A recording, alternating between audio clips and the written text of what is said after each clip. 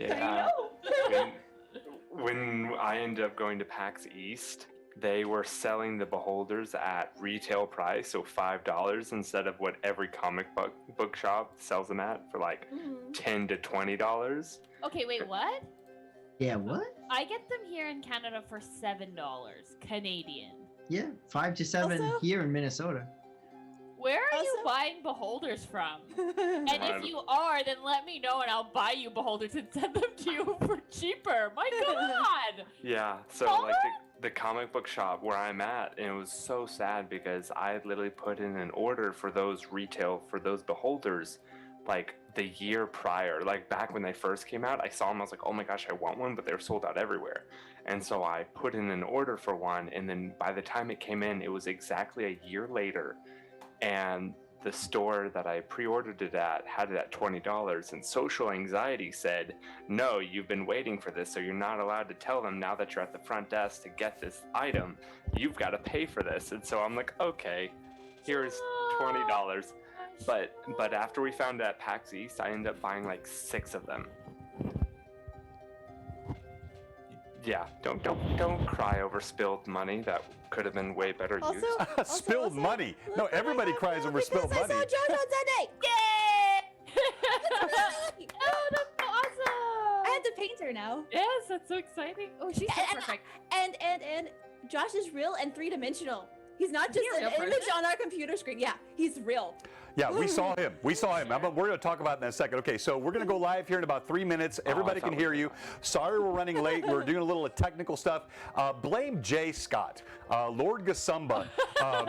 He raided my stream last week, and we had to change all of our cams to get him live. And then blame Josh, because I was trying to hook him up to be physically with us. And then that, so it's just a bunch of... All I'm trying to say is it's not my fault. I'm just... I'm deflecting like a loser. We'll be live soon. Hey, Sugar Punk, Steve Bloodwild, Proto Woot, Dirty Davy, City Guard of Hebron, Rory. Yes, I know you're here, but we appreciate you every time. Robert, Myamorph, Lord Forth, all of you, thanks for being with us. We're going to be live in just a moment. Okay. Like my wife does. I love you. Gosh. All right, what I look forward to with marriage. All right, so I'm going to run up and get coffee. I'll be right back down. We are Greyhawk Awakening number 29, In Search of Whiteshiver. And I think there's going to be some fantastic role play tonight, and also some probably, so have we seen Manda? Is she on yet? Mystical Unicorn? I don't see her yet. If she jumps in, I'll have a surprise for her tonight. Hey, thank you, Robert. If not, I'll switch gears because I don't want to do it without her here. But it will be a lot of fun, and I'll be right back. Entertain the masses. So, Hey, Vivi, what do you call... Wait. Hey, Josh. yes. What do you call the cold Canadian? Baby? Like A moose.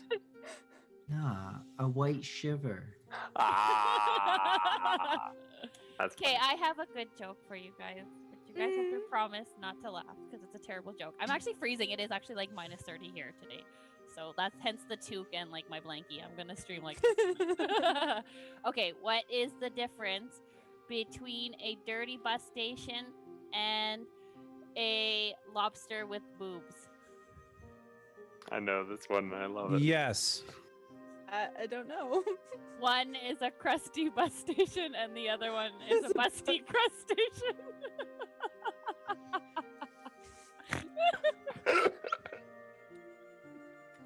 Yep. I'm done. Right. I'm Sounds done. about right. Josh just died. Just like Josh has the same sense of humor. Oh, I love it. Also, I tagged you in my story post, Vivi. Did you? Oh yeah. I'm waiting for it. But did it not post yet? Oh, Amanda's here. Hi, Amanda. Amanda, I love you. I love you too. I love you more. I love you mostest. I love you, Infinity.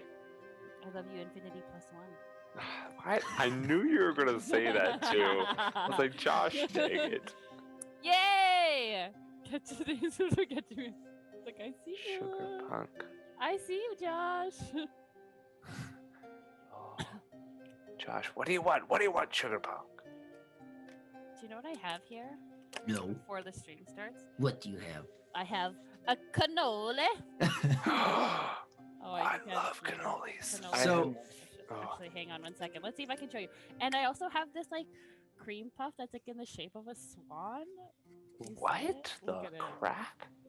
No, swan, not crap. Where Oh, the swan. freak are you getting your swan crap? She's Canadian. I'm I'm a very passionate. I feel very passionate about dessert. Honestly, it looked like a Canadian goose, but that's It actually could be a Canadian goose. Vivi's a Canadian goose. I am. Shapeshifter. IRL druid. Question. Answer. If you changed into a pig in the game and we cut off your leg as a pig, That's a morbid. would we okay, just follow with me though. I don't know if I want Would Why to. would we You do lose that? That's body not where the parts. bacon Yes, is. you lose dude. body parts. So you would lose body parts.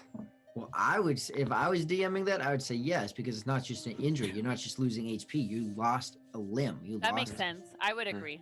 I But would we agree could the same. still cook it, right? So if we cut off If you're gonna piece of cut the- off I don't most of know. the bacon, It might shapeshift back to what it originally was. Well, that's whatever not gonna shape, taste whatever like turned into bacon. and then you become a cannibal. that. Yeah. That's I wouldn't. Could you guys would. imagine if you went boar hunting and you accidentally killed a bunch of druids?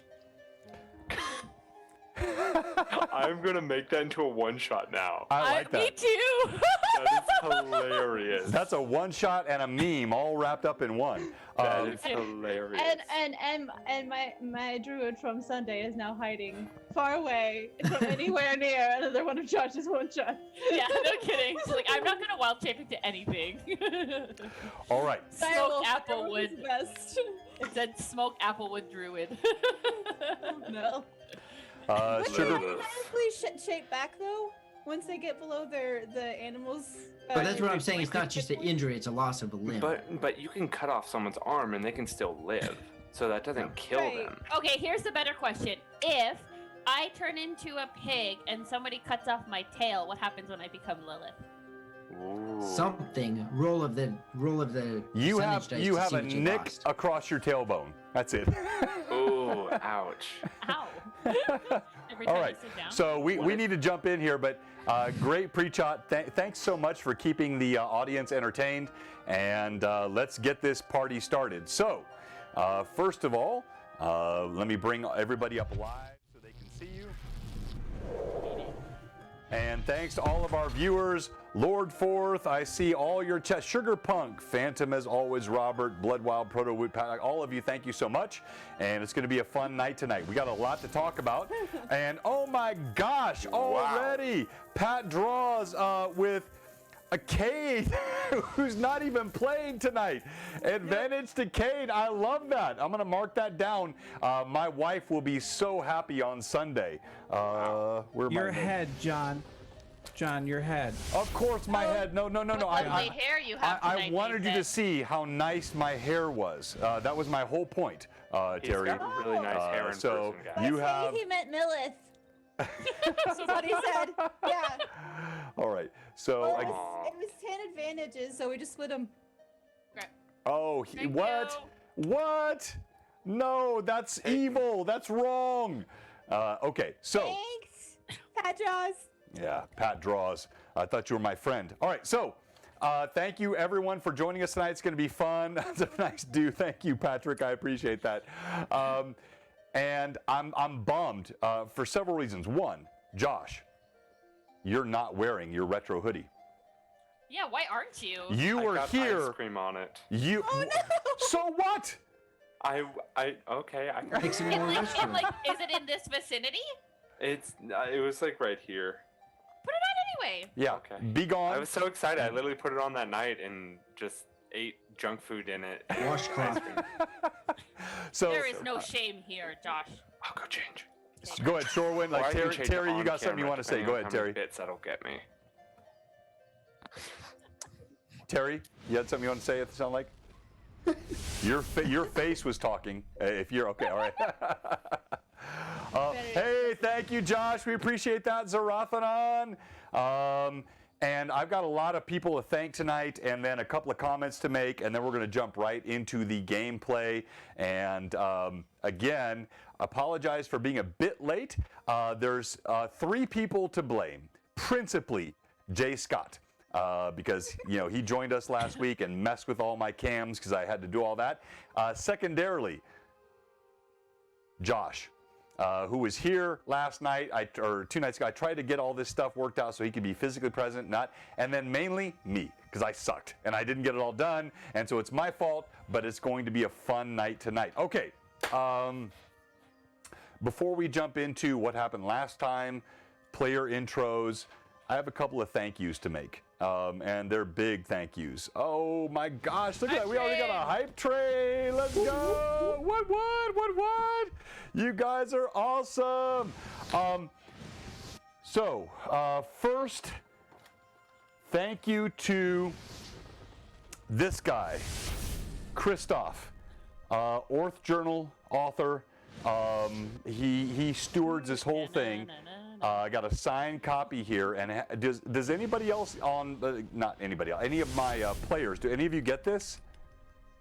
I have the PDF version. Okay, good. Yeah, so please support him. The Patreon is fun. He does a lot for the community. And did you read my article? I did indeed. But you've never said anything, so I'm not going to ask because clearly you didn't like it. But it was fun. Yeah, exactly. Like Terry, since then, so. Yeah, Terry, you feel me? Like, yeah, if they don't say anything, like, don't ask, because it means. Thank you so much, everybody. So it's Exploring the Dry Steppes. It is the journal from Zabin Al-Zin by John Birchfield of BlueBoxRPG, and great artwork in here, including stuff from Frederica. Look at that, Thrycreen. This brings Dark Sun and Greyhawk together. Oh, Pat Draws, thank you so much. Awesome, holy smokes, killing it. But like, thanks to Christoph, and any critiques, clearly, Evelyn, you have some, so you let me know how I can do better next time. But my bigger thank you tonight. I noticed the spelling mistake on paragraph 3, well, line that's not my 4. fault. No, there's editors, so if they missed my role is the creativity. If the editors missed it, it's fine. All right, so, whoa, level 5. Manda, stay on. Depending on what the players do, we may have a surprise tonight relevant to you. Bars intended. No. Oh, Yeah. if it's not giant, I know. If it's I didn't say that. No, you guys are drawing conclusions. You didn't have to say anything. That's the thing. So, No, oh my the God. messed up part is that that's not even in tonight, and he's just making us think that. Exactly. Thank you, Dirtbag Always Don, for subbing. Hey, by the way, we lost a lot of subs last week. I was at like 180, and I dropped to 92, and then we pumped back up to like 120, thanks to Josh. We're going to talk about that in a second. But if you were a sub or a gifted sub, please resub, and yeah, we will see. My last thank you, well, no, I actually got one more to Josh in a second, but my last sort of remote thank you, Patrick, Canadian Ancient Gamer. More stuff came from him today. He sent me this, The Runes of Greyhawk, full edition. Wickedly awesome. This is an amazing book I've wanted for a long time, and he sent this to me just gratis because he's a cool guy. And then also sent me this World of Greyhawk, Mordenkainen. Mordenkainen is one of the original amazing wizards by Robert J. Kuntz and Gary Gygax. Thank you, Canadian Ancient Gamer, a great friend to all of us on our channel. By the way, Josh, he was a big donor to a lot of what you did on Sunday. Now, I'm going to pivot to that. Josh, thank you, everybody. It's sitting out of heaven. I can't keep up with it. You're awesome. You Josh, got 4 advantages, John. I got 4? Thank you. I need them. I got stuff happening tonight. So 1, 2, 3, 4. I lost all mine last time. Okay, Josh, you were freaking amazing in that one shot. Your DMing, I cannot believe you're 22 years old. I knew you were a good voice actor, but your notes and your organization, you provoked me to be a better DM. I was so glad to have you here, and you were worthy of all that was given to you, and I will shower you with more. Let's all give a round of applause to Josh. He was freaking awesome. Hey, John, can we have Josh do the snake handle thing again? That was so cool. No, that, but I really want to see the belly roll. Oh, 220% of a level 5 hype train. DCG. Yeah, we're coming up with that real quick. Thank you, John. So appreciated. Bravo, young man. Here's the belly roll. I would do, oh my gosh, that's amazing. I can't do that. You're talented, sir. That hurts. Yep, that's my life. Thank you, everybody. DCG, we'll talk about sponsors right before we go live. I know we're taking a lot of time today, but we had a lot of stuff to talk about. All right, so let's go to what happened last time. Millie. All right, so last time we started off surrounded by 4 guards because their attention was drawn to us by Brim's very loud roar, which was, somewhat helpful. At least we got their attention. So Millie started off trying to appeal to their ego by speaking to them in Elvish because, she's trying to make ways into asking these people to help everyone. And so they basically had their guard up very much as guards tend to do. But we did explain that, we had 2 injured allies, one being a woman from, believing one of the Ashran being from around that general area. They explained that she was not from that particular estate, but one that was about a week's journey away. However, Ashran's sister was at that estate. We did find an ally, thankfully, quickly in a half-elven man named Hawk, who, basically vouched for the party and helped them to make way into the house. So the party traveled through the gardens, seeing lots of fountains and an aqueduct system, which Brim knew a little bit about from his backstory. And so as we made our way in, people were just kind of looking around, listening. Millie did overhear Hawk saying that he could possibly handle the party if they were too unruly. And then as the party continued on, Millie also overheard a woman in a cloak telling Ashran's sister that she should basically give up on trying to save her sister because she was on the brink of death and it was unlikely that they would be able to actually do anything to help her. So the party continued in, basically ignoring Githa the whole time. Shorewin was carrying her and Brim was carrying Ashran as the party made their way in. But the group assembled inside heard words from the lord of this estate, and then he kind of made his leave, and Jessia, who is one of Ashran's older sisters. Yeah, so, she has 3 of them. Yeah, sorry, just to help you. So Lord Vartrell was the principal sort of ancient elf in all gold, head of Justul Estate, and yes, you're killing it now. So go ahead, continue.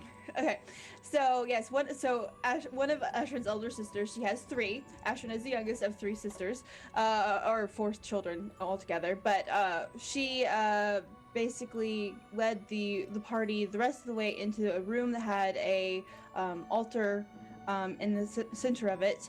Githa was actually laid upon the altar first because they realized that they were more likely going to be able to help her quickly since she was still stabilized, though still dying, but she was more close to being able to be healed than Ashran was at the moment. So they went ahead, and Shorewin staying with his sister, they went and healed her, and then Shorewin brought her away. She was terrified, worried about where Stor Gojol was, and he explained that the dragon had taken care of what remained of Stor Gojol, Then Ashrin was moved to the altar. Quickly, the woman in the cloak explained that a sacrifice had to be made, and only one person could make this sacrifice, and it would be permanent. Shorwin, in his cavalier way, volunteered first, as he is wont to do, to help Ashrin because she had saved him. But Lilith insisted that no, he had done enough already, and she moved forward, Millie taking her hand and just giving her a little squeeze, saying like, I'm right here by you. And so she went to the altar with Lilith as this ritual began. Lilith, in her mind, as this took place, saw the flower that she had been given by Drew in the pot in the shop in Hamlet, in Federum's shop in Hamlet, wilt and die. That was one of the hardest things I've ever done as a DM. That hurt my heart, and I saw Vivi's face when I did it, and it felt bad to me. But yeah. After that moment had passed and Lilith kind of was able to come back fully to the present, Ashrin began to stir. The party was told that this was a limited time sort of a band-aid on the current situation. Ashrin was still dying, and if the party did not find 6 Whiteshiver mushrooms within a week's time, Ashrin was likely to die permanently. And we were told to travel to the Dwarven mines in the Lort Mill Mountains. They were abandoned, but there might be other creatures that have taken residence up in these mines. There might be. There might be. No one's quite sure because they have not been there, but they have a feeling there could very well be some creatures that have taken residence there. Millie scolded the woman in the cloak for trying to talk Jessia out of saving her sister, and also handed off the locket that Shorwin had given her to return to Githa. Shorwin then was very, very much wanting to leave right then and there, to not waste time, and get back to helping Ashrin. After a few people made their pleas, Lilith was able to convince him to stay, though he decided he would be staying with Winston for the night. As we ended last time, Gimbal was actually speaking to Hawk and asking him what the amulet was, or the medallion that had been in the chest, the skull one with the spikes out of it, while he held it together with the scrying medallion that, or anti-scrying medallion, I should say, that Byrne had given one of each to each of us. So that's where Hawk reacted very surprised or concerned or some way about this medallion, and that's where we left off last time. Bravo. Well done, Evelyn. Thank you so much. All right. So, excellent description of what happened last time, and we will get to what happens this time after we let each of the players introduce themselves, and also we've had some level ups. So we're going to start on the bottom right-hand corner of my screen, which is you, Rory. Gimbal. So my name is Gimbal. I'm a now level 6 wizard illusionist who is, exploring some alternatives and trying to get Brim to see that he's a bigger guy on the inside than he thinks. Exploring alternatives. That's very nebulous. I like that. Well done, sir. Let's go to Terry, who plays Shorwin. Indeed. I'm Shorwin Tessel of Corewood, Cavalier of now the 6th level. Let's go! Woot. And my trusty steed, Winston, still by my side and still alive, as am I. It's a lot of rhyming. I apologize. Bars! Well done. Keep spitting those rhymes. Yeah, spit them. And indeed, we have found my sister, and she is doing well. And would you like me to roll my hit die now? Because I think this would be a good time to do that. So roll, please. Remember, your Constitution bonus prevents the lowest of those rolls. So if you got a +2, you can't roll a 2. I rolled a 6. Not terrible. Nope. Could I roll with advantage? No, Nope. I'm kidding. Nope. And what's your con bonus? It's 2, plus I get toughness +1, so it gives me 9. So total. 9. Okay, well done. Nicely done. I also have to roll if you want me to do that, John. Yes, so, but before you do, real quick, so Terry, any new feats, spells, anything different for Shorewind? Well, there's a lot that's still different, but I haven't been able to do because we haven't been out of town, so I'll save that right now. We're going to do that in a minute. Yep. But I did get Vital Strike, which will deal twice the normal damage. You make a single attack that deals significantly more damage than normal. So I'm excited to use that from the get-go. I also got, with my trusty mount, I got one other thing, and it was... While you're looking at that, thank you, Mark 888. Yes, Level Ups and DCG. Your trays are incredible. We got lots of orders coming in. Everybody loves a Dragon Crafting Guild. Hold up your DCG trays. I'm not going to do my sponsor roll today just to keep it moving, but everybody hold up those gorgeous trays. You need these trays. They roll more nat 20s, I promise you. All right, sorry, go ahead. Oh no, I was wrong. It's nothing. Just my trusty steed leveled as well. It is always something when Winston levels. Winston is the MVP of this stream. And we should note, I've mentioned a couple of times, somebody help me, who named Winston? I mean, Terry agreed, but we have one of our mad chatters that was the original. 66? Nope. Nope. I don't know. Joshua. Whenever Mad Chatters changes spelling. Steve, our incredible viewer, Bloodwild SW.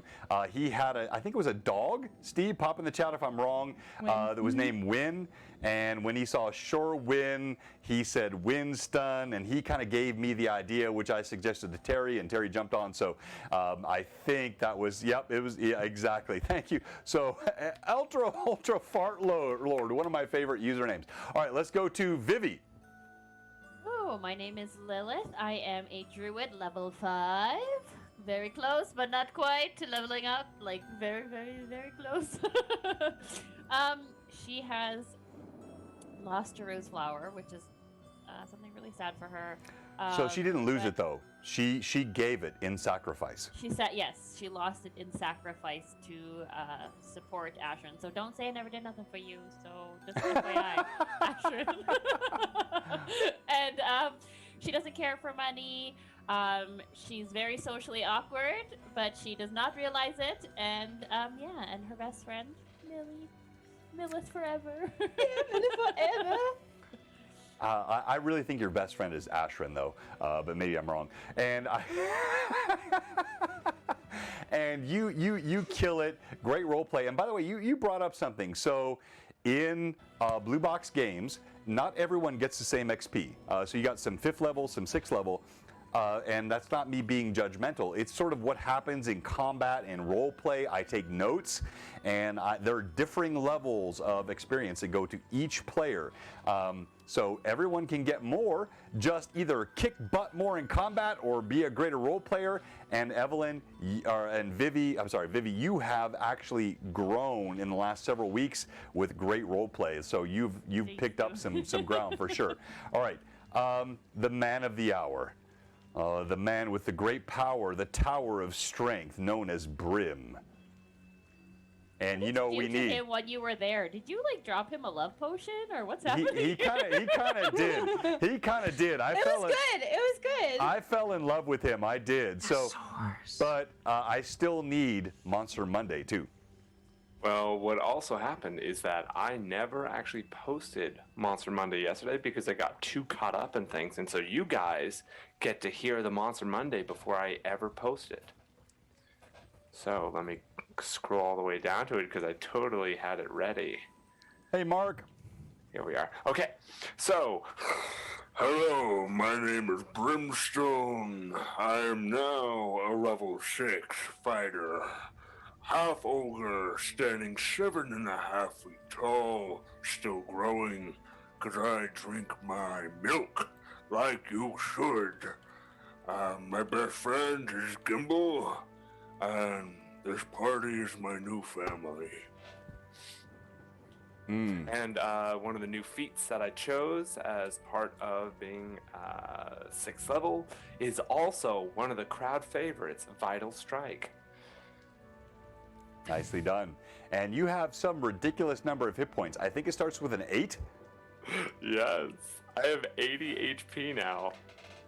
That's insane. All right, so anybody have guesses in the chat? Let's go to Mary Millie Von Toth. Hello, dears. I'm Mary Millie Von Toth. I'm a half-elven swashbuckler of the 6th level, and I've been very, very much affected by the events of the last few days in game. Seeing lots of my friends in danger, and being amongst full-blooded elves, which is always a thing for a half-elf. Especially because they're really judgmental about half-blooded anything. So yes, that's me. Just paying attention and trying to learn all the secrets. Well done. Gimbal. Hit points? Yep. It's a D6, right? Not a D4? Yeah, for you D6. Yep, sorry. Okay. So I got a 2, and my constitution is 0, because I died. No, your constitution is not 0. Your bonus to con is 0. Yeah, that's a good value. Yeah, it's important. Yeah, zero con, you're dead. All right. I also have tough, so is it just 2 plus? Yeah, +2 for toughness. Yeah. Okay. So you get toughness +2 to that roll. Okay. And we're going to get started. So I'm just, again, thankful to everyone. Special thanks to Christoph and Patrick, Canadian HM Gamer, all the folks on the chat. All right, let's go. Illusion Lich. Sorry, So- John. Real quick. Thought you guys might like to know. So in the first 17 episodes, if I can find it, there have been 40 ties in initiative rolls. So, Rory, I used to think I was a geek.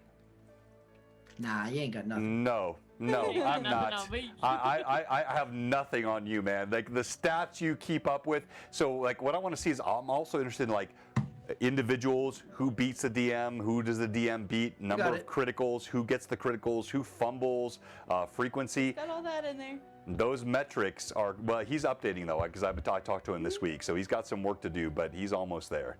And I've got my scribe, which is Evelyn. She does all the notes, and then I've got my numbers guy, which is Gimbal. So thank you so much. Stats are for the win, Set Monkey. You leave the Jusrul estate feeling hale and healed and well equipped. Everyone, as I said earlier, fully healed, all spells, abilities restored. Hawk travels with you, your mounts, the wagon, also, of course, Shorewin and Winston, you're side by side. As you leave, there is still the sense of help, but haughtiness, which I said 7 times last week, way too many times, so I'm like castigating myself and kind of teasing like I teased Brim for his misspeaking on the stream Sunday. But they were clearly haughtiness. I love that. Now, you're about an hour. Sorry, John. Was Gimbal still gonna be speaking with Hawk about the medallion, or? So Hawk is with you. You will be speaking with him on the road. Okay. So you're on the road, yeah. So like I'm setting all this up. I know several of you messaged me, so just like, yeah, you're gonna have all that time. That's why I said it's gonna be a lot of role play and then some killing. So you have left the Jusrul estate. You are headed, and I'll pull this up here on the monitor. You're headed to the southwest, past the Crons into the Lort Mills. You see the snow-capped peaks of the Lort Mills. There is dry grass dying in the winter cold, waving and wafting as you travel along. Actually, Hawk has guided you. You're not heading on the roads. He's taking you through the grasslands as a more direct route. And there is both a sense of joy, that Githa is saved, and Ashrin perhaps. So there is a sense of sort of a buoyancy to the spirits of the party, but also a melancholy, what has been endured. And you sense there are many that have deep thoughts on their minds. Brim seems pensive. Shorewind seems like there is something he's struggling with. Gimbal seems to have many thoughts on his mind. Lilith still feels the loss of this flower. And Millie, difficult to sense what she's feeling, but definitely something on her mind. You are on the trail. The wagon rumbles on the grasslands, and the winds blow cold. It is mid-morning, and we will begin as Hawk looks over. It will be just a probably half day or day travel till we reach where you seek. I will not join you in the mines, but I will take you there.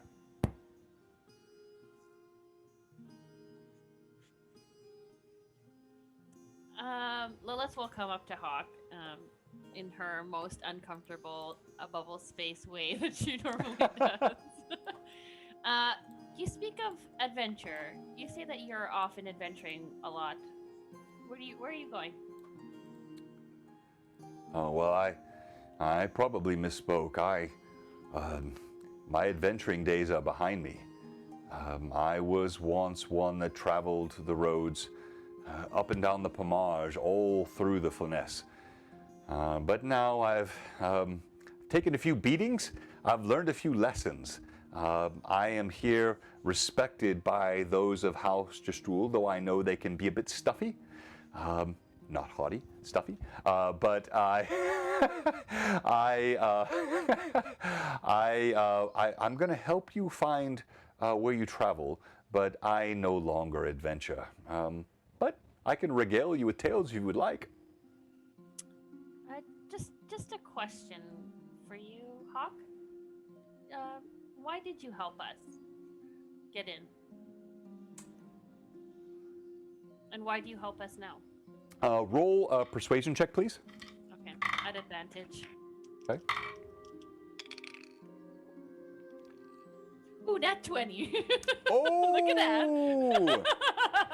I'm very persuasive. Hey, thank you, everybody. So he looks at you and he says, candidly, Ashrin is known to me. She's a kind woman, a friend of House Gestuhl, and when she joined your party approaching our estate, I looked past the bellowing half-ogre who I have come to respect. And anyone that travels with Ashrin, I trust. Thank you. I don't think we would be able to save her, or had the chance to save her, had you not helped us. Oh, no, thank you, but I'm not sure we still can. Godspeed to all of us, and I'm sorry my friends were a bit rough. It is their kind and style, but the Lord and the Keeper of the Manor and the healing, that we can trust them. Thank you. And she'll kind of slink back and just sit with the group. All right, so if everybody can look at the cams there, you'll see you're now in the sort of alternating leafless winter trees, some evergreens, some of the autumn still leaves. The wind blows strong, the wagon rumbles along, and you hear this conversation between Hawk and Lilith, but there is much more you feel laden in the group.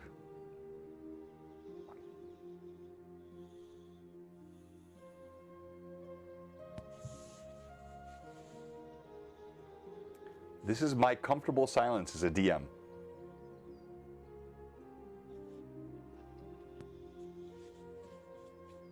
So, I suppose I'm gonna take advantage of the time if the conversation has come to an end with Lilith.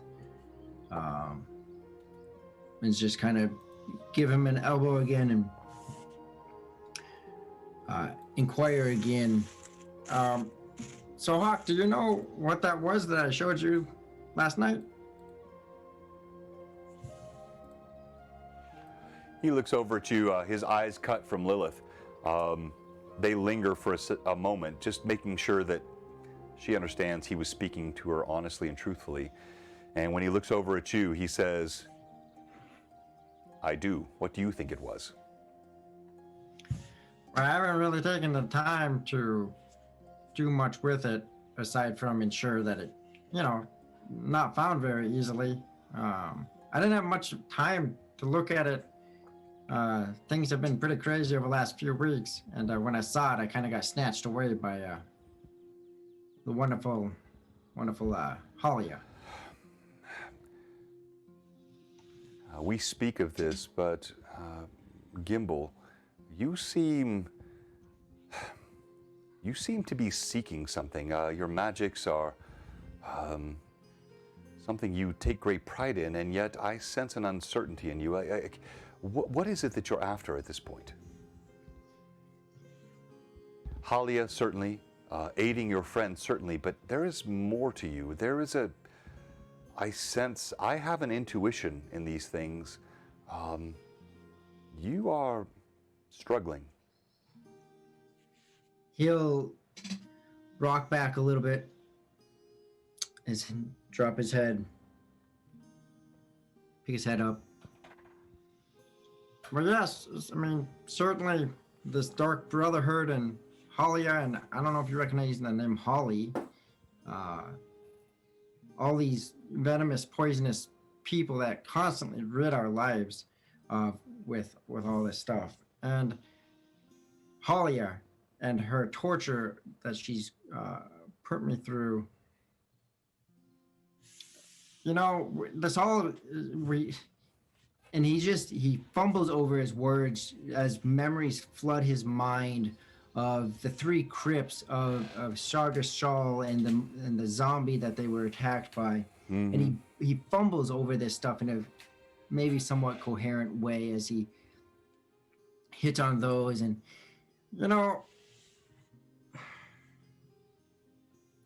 perhaps it's like I kind of told, and I wave my hand around to the others. You just got to make your peace, because there was a point when we fought some orcs and I had died. And in the time, and I don't know how long, but I was in a place of endlessness, in a place where the best I could describe it is as if I could feel the heat of the hells and the emptiness of the abyss. And it wasn't what I was told or thought that I would be at. And I sit there and I watch these tormenting things happen.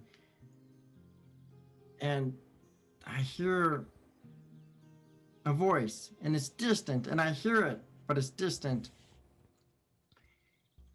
And then I hear more. And I can't wrap my brain around the things I saw and the things I heard. And I heard, and his breath seizes in him. I heard Millie's voice. and I heard Lilith, and they came and they went. And I heard Sherwin and Ashrin, and he repeats that, and just thinking about her back where they left her. And then I heard Brim, the loudest voice. And then I heard Brim again and again, and suddenly I have a spear in my throat again. And then I see Brim, and the spear is gone, and there's Brim. And he grabs me, and he leaves, and he's protecting me. And I don't know how to reconcile any of that. Let alone, and he points back to his bag, that. Hawk listens, and you see his visage changes with each word. You speak of torture, and when you mention Holly of the Dark Brotherhood, there's recognition. When you say Halia, there's no recognition. As you then move on to the story, the dreams, the visions, what you saw, his eyes go wide with an utter sense of nothingness to respond with. The rest of the party, you hear Gimbal say all of this. Anyone respond?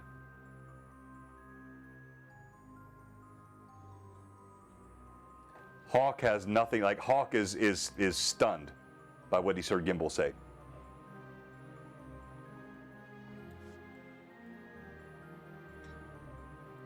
And Gimbal I'll speak up again, and you're right, Hawk. I try to conceive possibilities. I try to learn what's going on, and perhaps that's part of what got me killed, in trying to find weaknesses. And I'm trying to learn spells to help with the sleep. Multiple nights that I go tiresome throughout the night, but they're just out of my grasp, and maybe they'll help, but I can't find total peace anymore. Hawk looks around as you're speaking, like he's almost like he doesn't know what to say. He wants someone else in the party to speak, but he looks at you. I'm sorry, you said you died?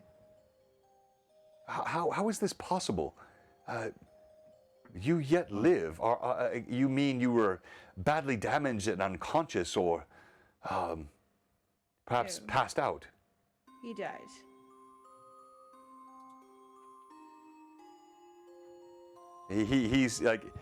He's looking around the group now, like he wonders if he should still be here. He's clearly questioning this whole scenario.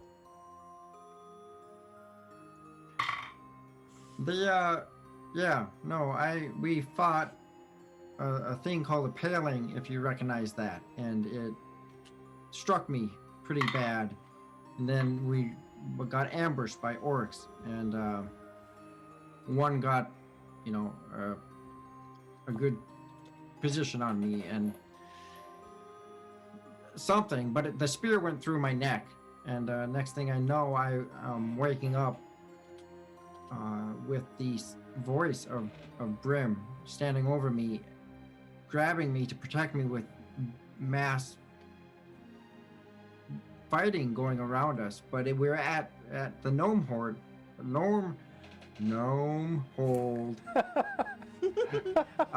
in the Cron Hills. Perhaps Hawk, you seem well versed. Perhaps you recognize, I don't know, but I haven't actually, and he looks around, I haven't actually told any of you, but my name, my full name, I'm Gimbal Rondar. I'm son of Pudar and Zindira of the Cron Hills. We're known as the family of illusions and of peace. That's why I try not to attack much. Why you make so many illusions? Yes, my dad was big into illusions and crafting them and twisting them, and eventually, I think that they eventually got him. But we are the family of illusions and peace, and I live by that today. Hawk nods.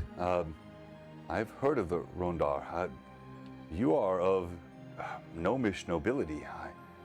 I had no idea. To be recovered from the dead, this is something I've never seen.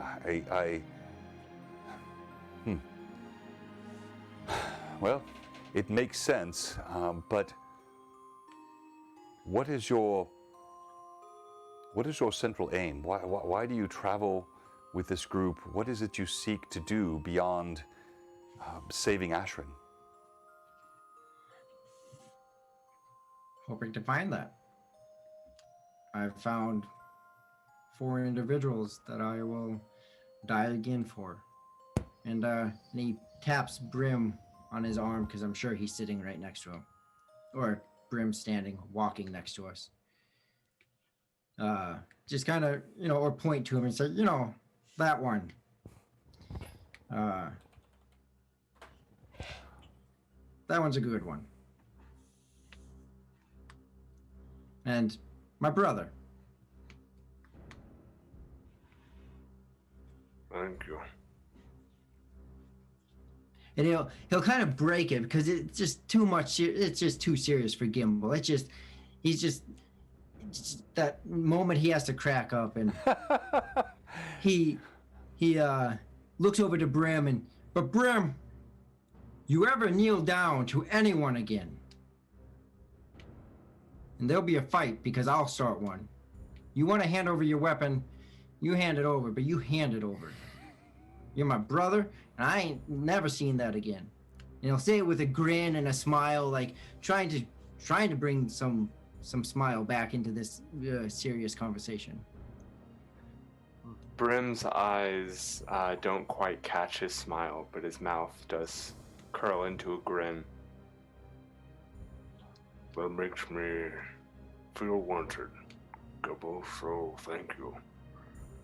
But sometimes, if your hands move too quickly towards a weapon, the little kin don't exactly like it. So Well, elves don't like much in general. A Hawk laughs when you say that. Rubs his ear. I understand. Gibble, I did not mean to make this an overly serious conversation, but I sense a burden on this group, much bigger than even what we dealt with there in House Just Rule. I won't be with you much longer, but I knew you had questions. Your relationship with this Brim, I apologize to you. The way my brethren treated you, it was not right, but it is their way. Ogres, orcs, half-ogres, half-orcs, often judged by my kin. It was not my way, but I know it was not right or Well, fair. We half elves know what it's like to be judged by the status of our birth, by the full-blooded. They see us less as elves and more human. So therefore, it is not so unusual to understand. Oh, you speak rightly, Millie, yes? Yes. But I think you also know, while half-elves, our kind, may be looked down upon by elves or humans, not nearly so much as orcs, half-ogres. They struggle much more, not to diminish what you and I have suffered, or do still suffer, but their kind, much stronger. Oh, I am well aware, which is why I have made it an effort to always embrace those who are considered the outcasts of any society. I agree, and go ahead, Brim.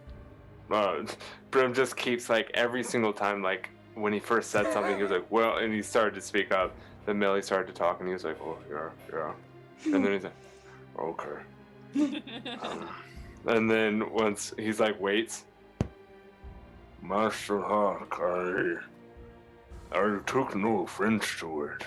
When you grow used to certain conditions, you aren't really offended by them that much. They just become common,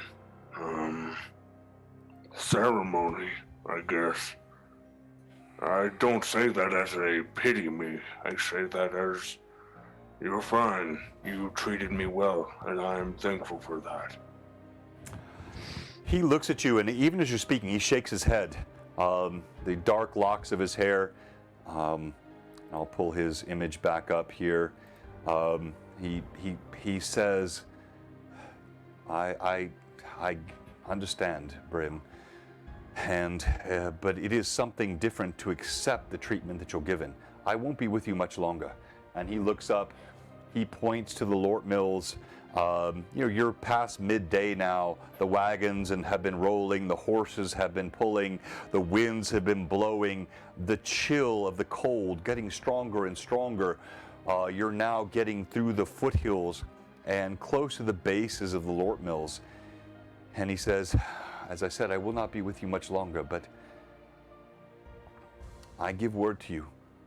Never strike violence when you need not. But never accept being relegated to something less than you are. Your friend, the gnome, he speaks truth and well to you.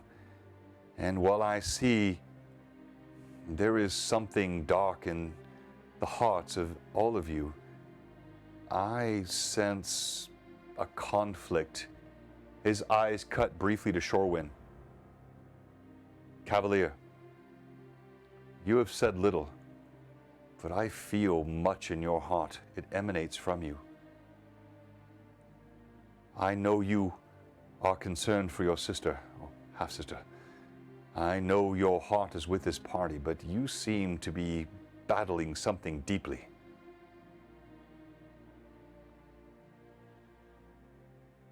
Shorewin just takes a moment,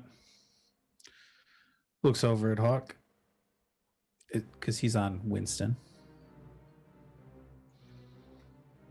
Looks back forward. Takes Winston up ahead about 15 yards.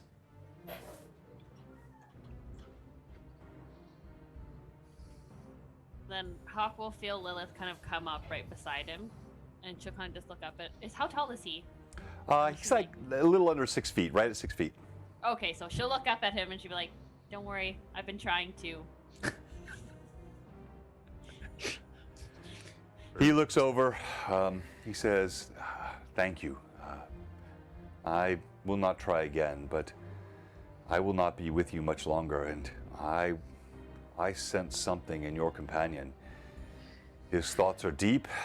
I'm not suggesting dark, but they are to be noted and searched." Robert said, "Hawk is half bedazzled." Sad. That's awesome. Okay, so Hawk, Oh, sorry, go ahead. you go ahead, Lilith. Oh, Lilith will just say, he's been through a lot lately. I think he's still working through it. Just curious, you keep saying you'll have to leave us soon. What's your rush? as I told you, I will not take you all the way there. I have responsibilities in the house. I must go back. My principal responsibility here is to make sure I get you toward those mines, and we're not far. We'll reach them probably by the evening. I will not accompany you in them. As I said, my adventuring days are long past. I'm here to help you find them. Have you been in these mines before? These mines? No. I've been in a few mines. Normally, frankly, searching for gold, and probably not to the best of causes, and certainly not searching for mushrooms as you are. But yes. The dwarven mines, perhaps this is what you ask. Here they are abandoned. The gnomes and the dwarves have fled further north. You won't find humanoids here. driven out by the order of Ulek, you will find, I should not think, orcs or hobgoblins or ogres, but there may be other and stranger creatures inside those mines. But that will be for you to find. Question, Hawk. Are you familiar with, or do you believe in the power of a name? Thank you, Monkey took my jetpack. Appreciate that, my friend. I'm sorry, you said the power of a name? Yes. All right, so anachronism one here, Patrick Rothfuss, the name of the wind, all of that. That is a great thing. Like, names are super powerful. All right. He squints at you. What do you mean, Gimbal? Well, I've been curious about many things, questions upon questions, and questions about questions. But one has been your name. Some don't share their full name. I shared my name with you. What is your full name? Roll a persuasion check for me, please. While he's doing that, anyone else saying anything? You're hearing all this. Shorewind's pulled ahead a little bit. Hawk actually wanted to pursue after Shorewind, but it was kind of pulled back by the conversation with Gimbal and the rest of the party. If no one else wants to say something, when Brim sees Shorewind pull forward, Brim digs in his back foot and pushes forward after Shorewind, just with a straight dead line to come up next to him. All right, so I'll pull that up on the cam, and we'll resolve that in a second. But That's Gimbal, not scary, no. you see this. You see Brim, a spray of dirt beneath his heavy foot, and he is shortly close to Shorewind. Sprints right up next to him. Gimbal. Is there a different name for persuasion in here? Yeah, diplomacy would be the same. Yeah, same okay. idea. Yeah, sorry. So rolling this at advantage? Too many different editions in my head, but yes, diplomacy Totally works. 5e there. That gives me a 16. You see his head sinks. He says,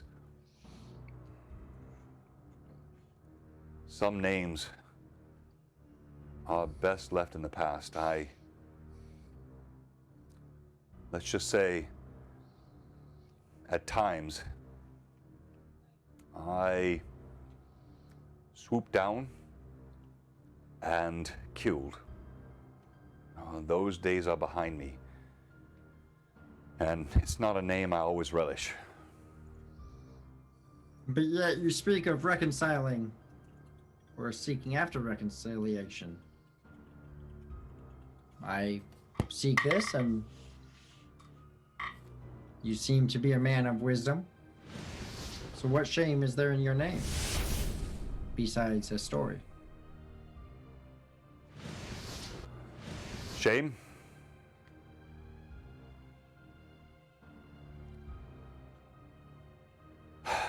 You and I have just met, Gnome, and you are, for all appearances, noble. And I appreciate your candor with me, Gimbal. I wish you well and the best. But my name, you know it, but my story, I would not tell it now.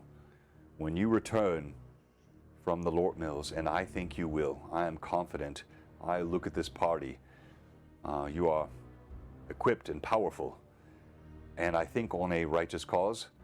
When you return with these Whiteshivers, I will think upon this, and I may well tell you. I'll just nod my head and smile. All right, so we're going to switch to Brim, who has now sprinted up to Shorewind. Shorewind, you hear the heavy footsteps of Brim behind you. Thunk, thunk, thunk, thunk, thunk. John Jacob Jingleheimer.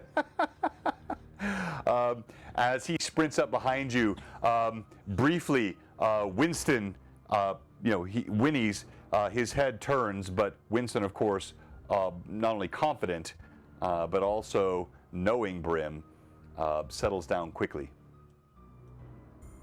As he finally catches up alongside, is Winston keeping at a quick pace or just a saunter? Just keeping the same pace as what we were when we were next to the cart. Saunter. I don't know. I don't know horse Canter, terms. trot. I learned a horse word last week, and I forget what it was. Pitter patter. Pursuance? Puissance? Puissance. Puissance. Puissance. Puissance is my word. Stop using my word.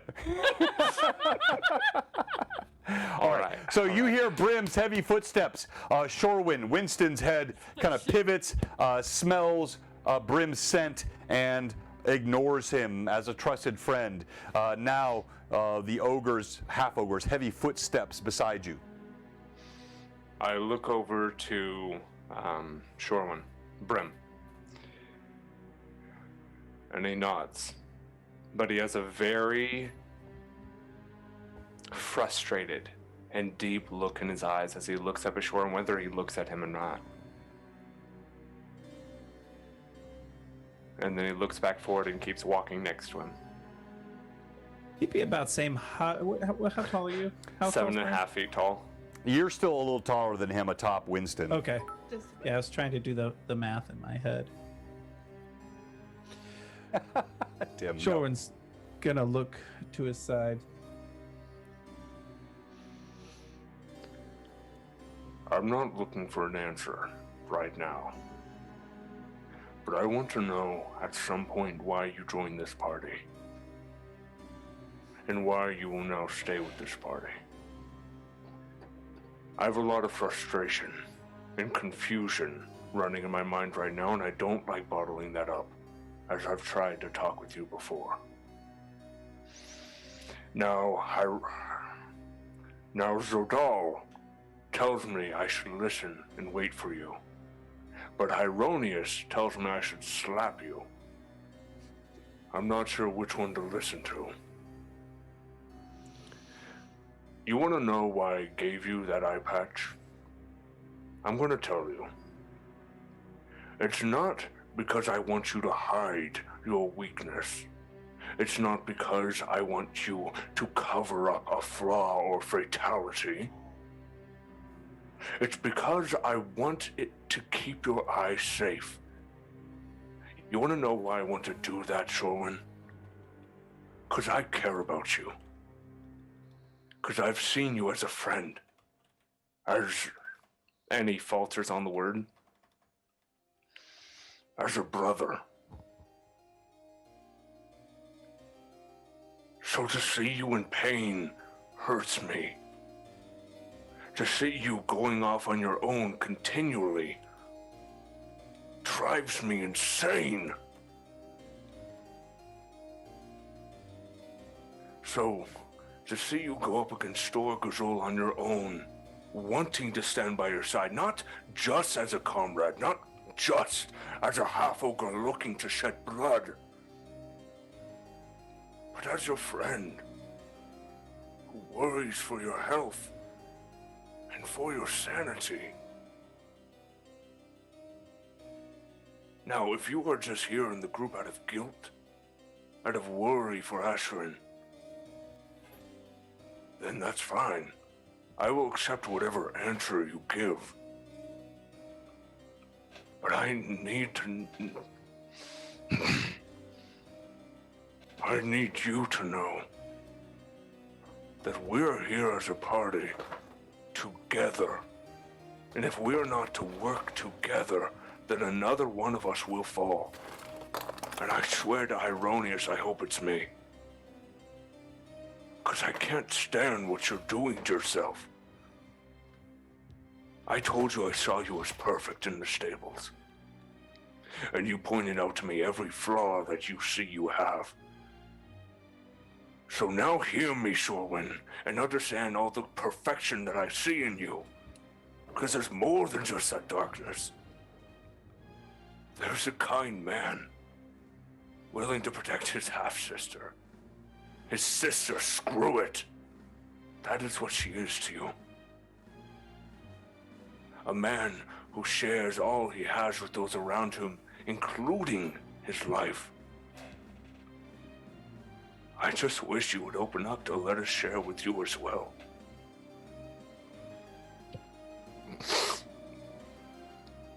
That's all.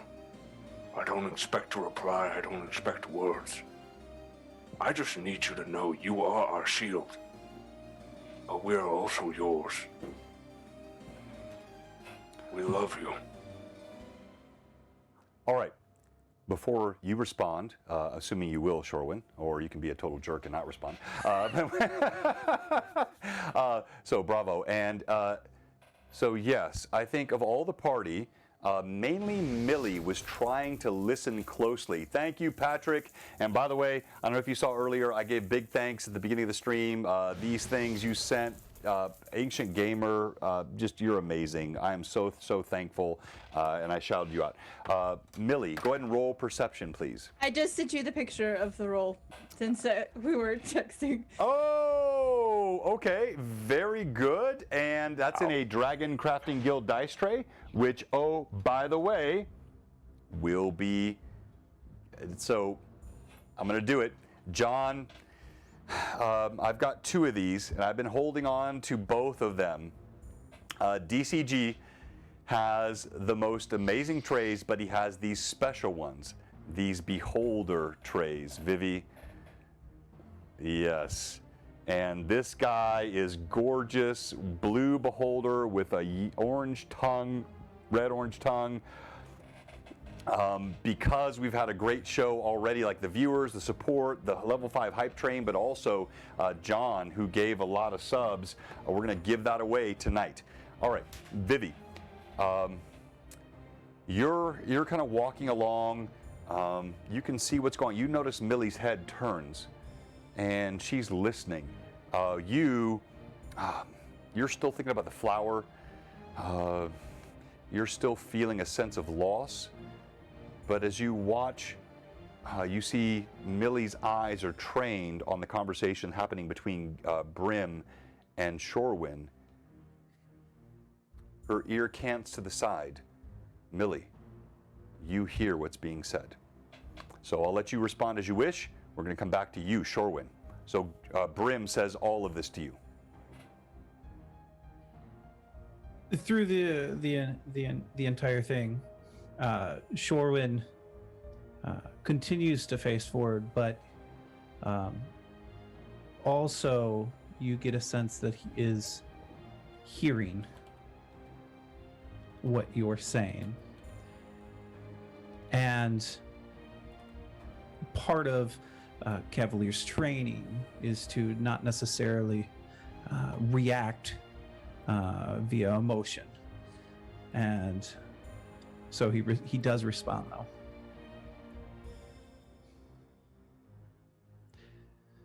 Brim, understand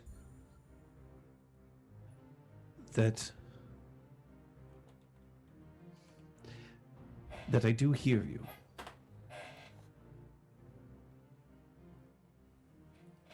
When I stepped into that circle, know that I wasn't stepping into that circle alone.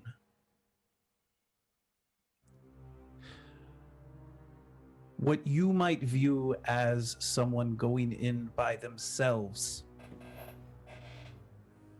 I view as someone going in with the full backing of those he fights with. Yes, you were not physically with me in that circle. But truthfully, the speed with which that blade came down, had you been standing there,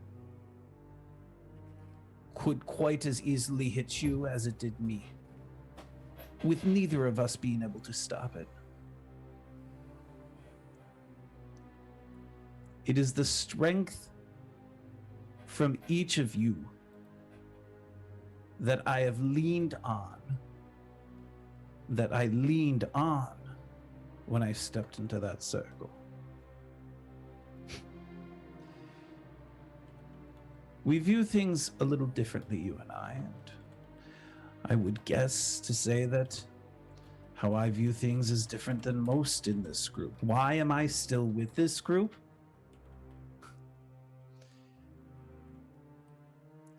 I have traveled these lands for quite some time, looking for my sister, looking for revenge against those that harmed me and my family. But I've never stumbled upon, or as it was here, been stumbled upon by a group that I initially looked at as inept.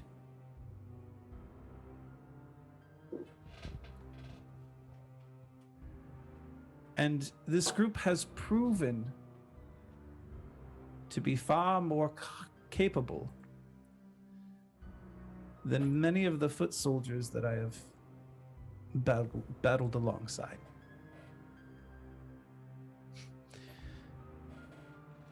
I am different in many ways. My training is different than how each of you have come to be with your advantages and your disadvantages. Know that when I step forward to fight,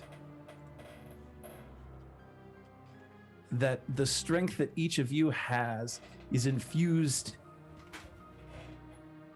in me. Just the same as when we go into battle, I attempt to encourage you. When we fought the orcs at the fort, when I saw my sister fall, when I watched Ashrin jump in front of me, I took strength from each of you. Why am I still with this group? Well, honestly, at times I don't know. But what I do know is that I have never fought with a group and felt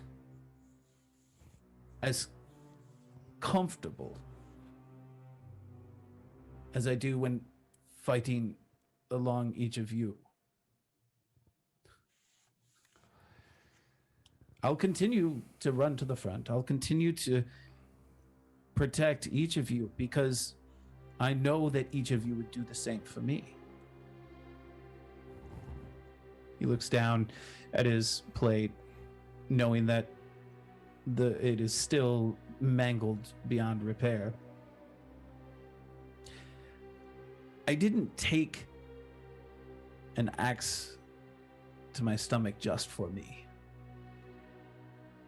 I took it because I knew that in some way this group would eventually find a way to save my sister.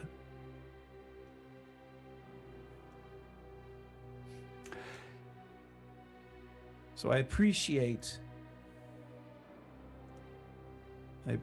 what you've said. And know that each of my actions before they are done comes with thinking about each of this party.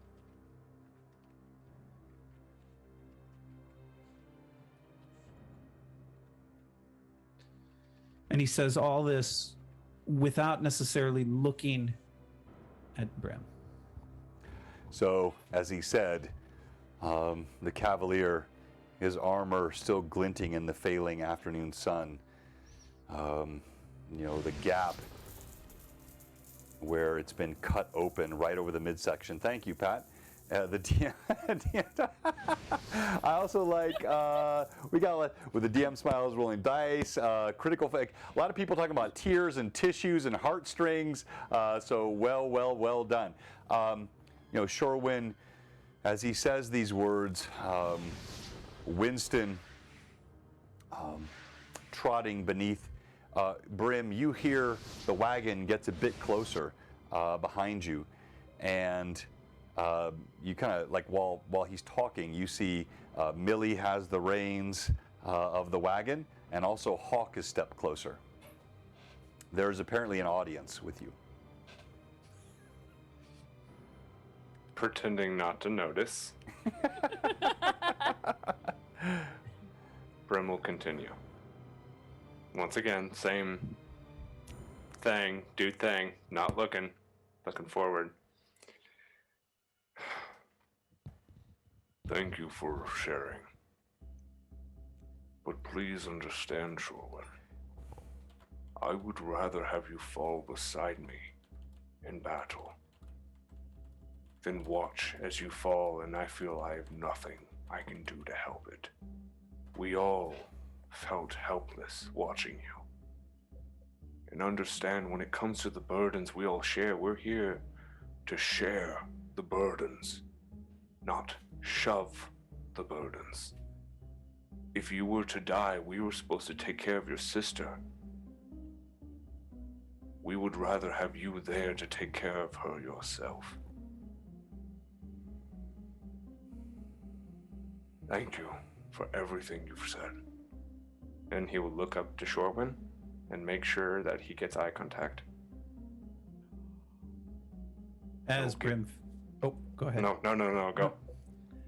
As Brim finishes, that Shorewind turns and looks at Brim. Thank you. And he says this in a different way than what he said it to other people. But he finishes it with friend. Until it turns back forward. And when he says friend, Brim will give him back the nod of knowing. And will say as he turns, brother. And he will look back forward.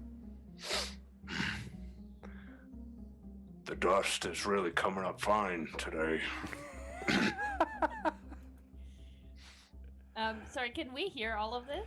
All right, so Millie is the only one that said she was rolling for a perception check. So Okay. I'm giving that to her. Also, I rolled for Hawk. So Millie and Hawk, you see them kind of pulling up. You're still, I mean, Lilith. That's fine. No, you're still kind of bemoaning your flower. Gimbal is staring at all the gadgets he has and the staff that he pulled. So it is Millie and Hawk that are hearing all of this.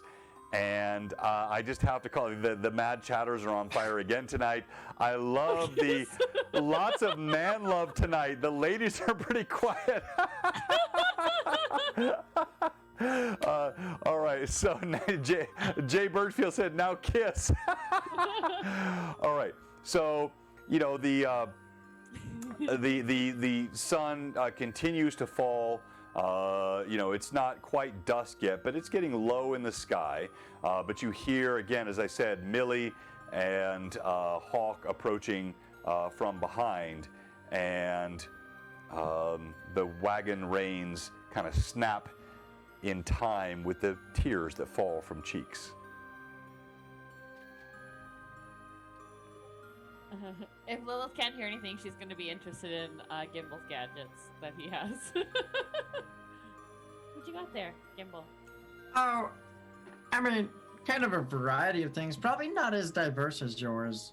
But, I mean, I got, let's see here. And he'll pull out the 2 medallions and go, and stick them back into a pocket. And you get squeaks up onto his shoulder. So he's nice and just nestled up into his shoulder. And I go, you know, well, I actually have quite a few items. Oh, yes. So in this pouch, you can see I got some different components. And he'll just kind of go through and, you know, I got some more salt. And also, you know, there's some lockets in here, right here. There's some lockets. And, oh, and over here, here's some sand from the desert place we went. A couple vials of sand. And she'll kind of pull in her pocket too, like it's just a pocket full of sand. And she's like, I have sand too, as it kind of falls in between her fingers. And she's like, Love the virtual Greyhawk Con one-shot shout-out. I can get you like a vial for that if you want. no, it's good in this pocket, I think. It doesn't really leak out unless I take it out. She kind of taps her side pocket. And then she'll go into one of her other pockets and pull out her teeth, her many teeth that she has. And she'll like lean over to Gimbal and be like, I want to give one of these to Hawk. People seem to be weirded out when I give them teeth. You know why that is? Well, I mean, and he'll smile and he'll go, I don't know, I think that's just weird. I think you should do it. You think so? Oh yeah, I mean, tell him the choice picks and that you want to give him to him. Yeah. Psh. Oh, I never really thought about giving him a choice. I usually just hand out molars. That's a good idea. Maybe that's why people are weirded out, because they're not getting a choice. And he's purposely kind of like playing into the naivety of the whole thing. And maybe that's why they're weirded out, because they don't get a choice. And they're like, why aren't you giving me a choice? I never thought about that. Yeah. Hang on 1 second, and she'll like run up to Hawk, and she'll kind of hold out these teeth. She's like, "Hey, I want to give you one of these." One of what? He looks over. These. And she'll hold up her hand. Oh. You'll see a variety. So what's he see again? Teeth. Teeth. Loose teeth.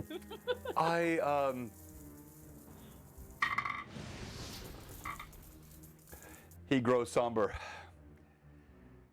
Clearly, you have the greatest sense of humor I've ever known. The chatter among this group, all the talking, these teeth are so symbolic and not something I would have expected to receive, but I feel a sincerity, and also they are white, ish, a bit yellowed, but you are headed toward the white-capped mountains of the Lort Mills. I will take them, and thank you. And but she, as he says them, she kind of like closes her hands and kind of pulls him towards her. She said, "Oh no, I just wanted to give you one, but I thought I would let you pick. I wasn't gonna give you all of them." Yes, I forgive me. I am unfamiliar with Greyhawk customs, but that makes perfect sense. If you will hold them out, I will select the one that makes the most sense. I would love to have one of them. Yes, pick.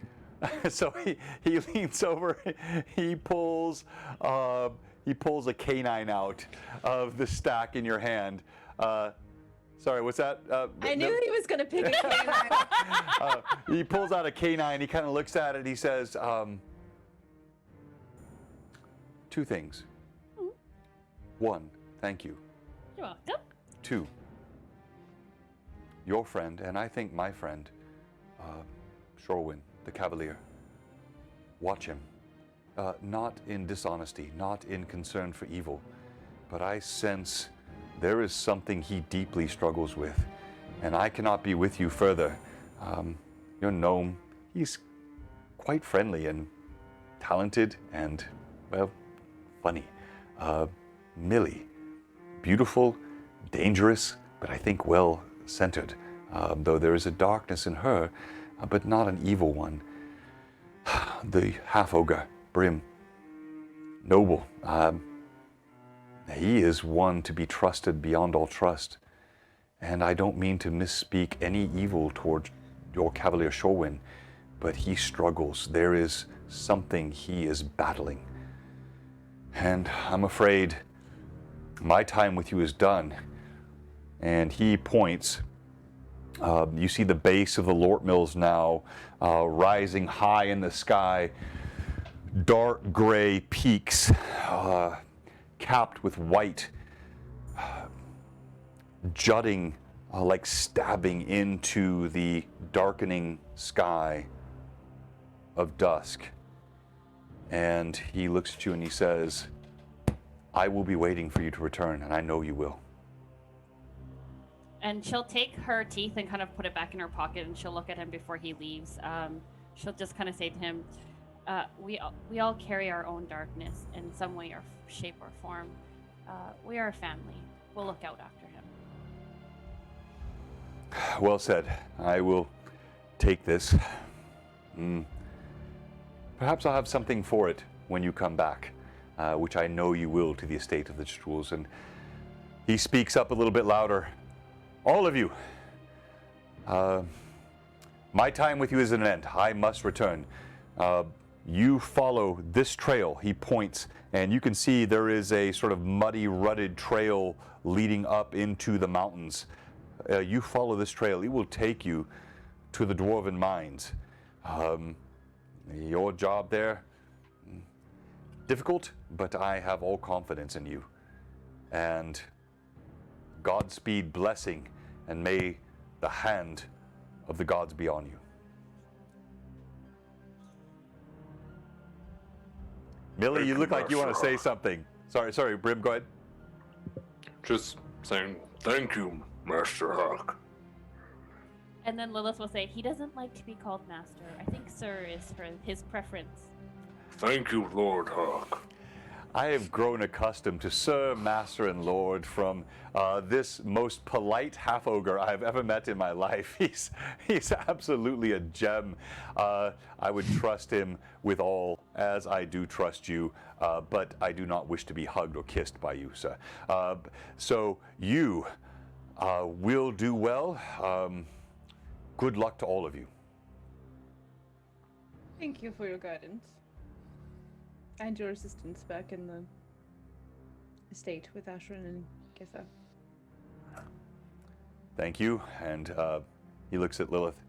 Thank you. And he tucks the tooth in his pocket. He turns one last glance over his shoulder at Shorewin. There's something about Shorewin that's caught his eye. He looks at him one more time. Steady, slow. Not intimidating, not evil, but just really looks at him and then turns back. The party now alone, the path ahead, the Lort Mills looming high above, the wind blowing cold, the sun sinking low. What do you do? Just on the ride, he didn't really ask the right question, receive the right information as far as the medallion goes. No, he ducked that. Yeah. So I'm going to cast Identify on it. Still very careful about handling it. Still trying to keep it with the medallion as much as possible, but I'll definitely set it out, being careful, maybe using a cloth to last he saw it was in the chest when Holly napped him. Right. And he got a very bad reading off of it. Right. So he's being as careful as possible to just not physically touch it with his skin and cast Identify on it. All right. So you see Gimbal lay this out. He begins to cast arcane incantations. He utters the syllables. His hands move. When he goes to cast Identify, you'll see, just as John said, his hands starting to wave, and crap, I got it here. His hands waving as these sparkling bits of magic come out from not just his fingers, but his whole hands, as he utters Madamantulic Pangalithium, and it just repeat over and over, Pathelium, over and over as he's casting Identify. As he's doing this, anyone else? All right. So the horses start pulling up the path.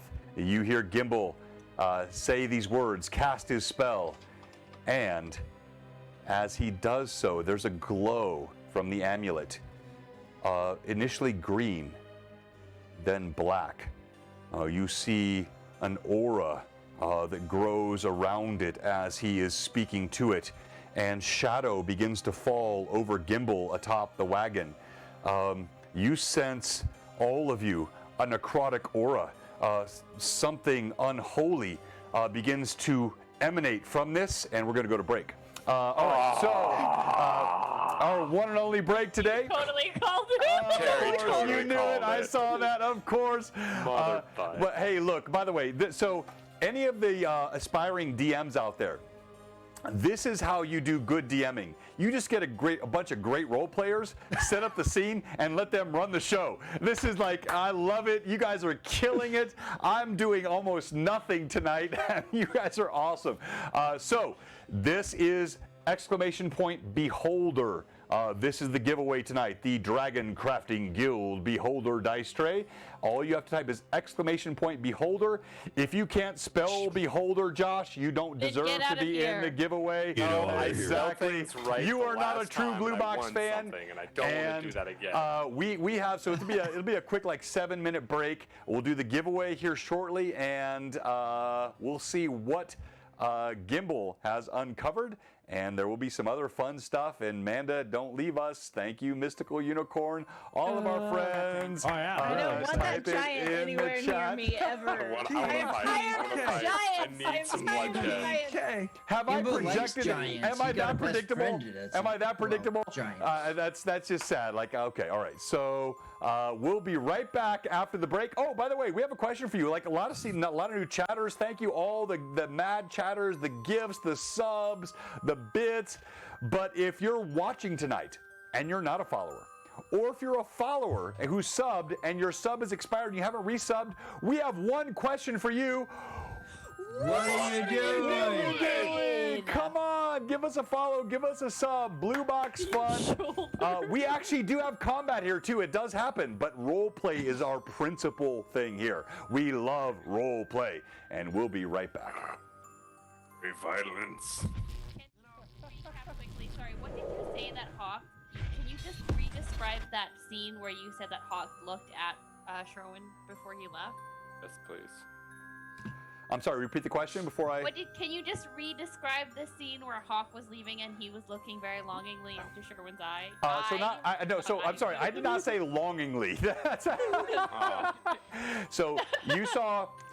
so he had spoken the words to you already, which were not in accusation, but in sort of a sense of, I don't know, ennui and desire to help toward Sherwin. And he looked at you and he said, your friend, a good man, but struggling. And his head turned to look at the Cavalier.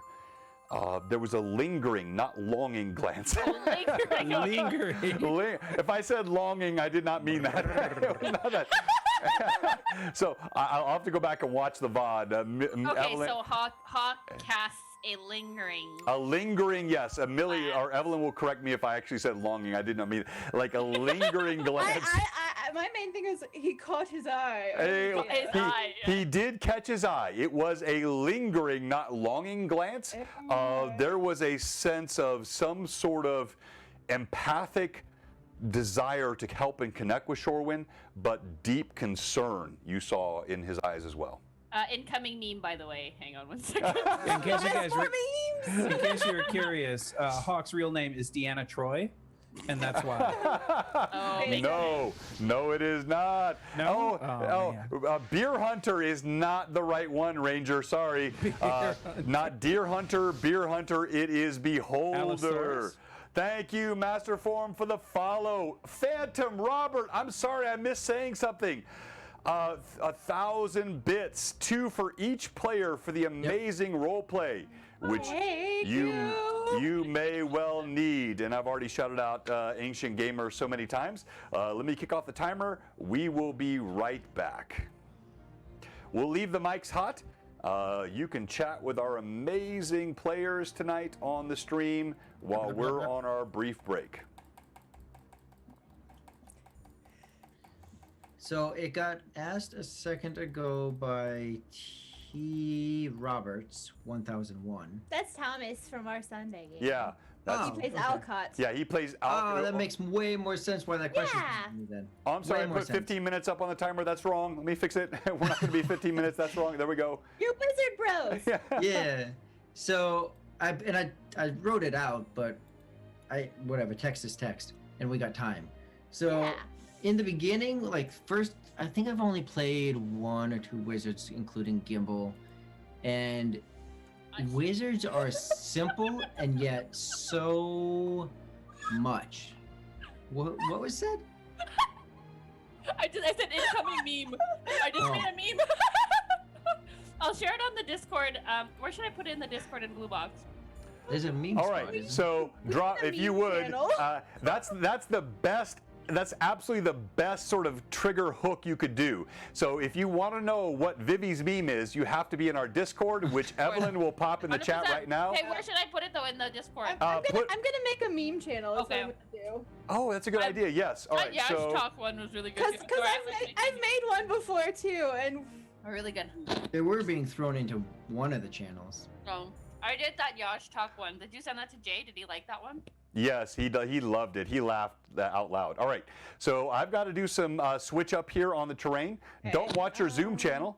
Because you'll see it, but you're getting up into the wintry efforts of the Lort Mills. Oh, here, John. I'll send it to you on Discord. All right, thank you. Just so you can see it for now. Join the Discord. Type !beholder for the giveaway, and we will be Vivi, right I back. have made you your memes channel. Ooh, it's, yay, it's thank up in the up in the general section. Noise. That way I can repost my memes that I've made too. Okay, I'm gonna repost mine too. Here we go. If you guys are in the Discord, check it out in the new memes channel. I just new meme incoming. So you said Oh, I actually made one the other day. You? Yeah, I forgot to share it with you guys. Hold on. I did. Let the memes abound. Where did I put those other ones? Did we put them in Blue Box Tavern? I think it might be in the actual Greyhawk chat. Oh yeah, I Josh Talks one was really good too. I made that one the other day.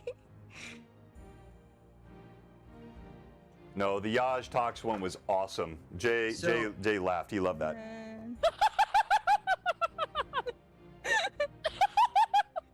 Sorry. Oh, that's so good. Oh, good question, Robert. I don't know. Vivi, what sacrifice would you like? For what? What are we sacrificing? Look at Robert, Phantom's chat. I'd like to know what are acceptable sacrifices for the Boulder Queen Graffle.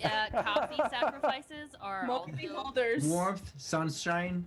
warmth, sunshine, coffee, Tim Hortons coffee. It is actually currently minus 30 something here with the wind chill. Why do Might you be live there? pretty Why? close. Minus why, 30. why Minus live 30. there? Huh? Why live there? Move south. Come to the States. Who wants to Because live where it's minus 30? I was born here. Do you ever watch that Simpsons episode where it's like, Winnipeg, we were born here. What's your excuse? No, sorry, but I'm That's gonna legitimately, back away right now because I just feel like I treaded on bad ground. So No. sorry. I will move to Canada. I'd be willing to go. There. We should all move there. Canada. Yeah. I mean, come in the summertime. Oh yeah, Vivi, you beat me this time around. Did I? For what? Yeah. So negative 30 Celsius is what again? Like negative 15? Negative Hang on. 5? No, negative 30 Celsius. It is negative 30, Negative 30. Fahrenheit. You sure? Yeah, mean- At some something- point, they start to get the same. You know, Google. Negative 22, it says. There we Fahrenheit. go. Okay, so I'm currently 6 above. Fahrenheit. So Why is he whatever. resetting the table?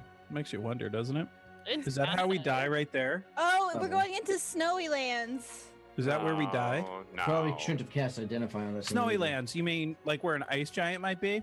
Yeah. Yeah. something like that. Oh yeah, we are in Canada. Blame Canada. Blame Canada. Canada. Oh, have you guys watched Letterkenny? Letterkenny's funny, but Have I think it's Have- it to funny? be fair. To be fair, I say that all the time. To be fair. Listen, pitter patter. Oh, well, we'll have none of Let's it. get it.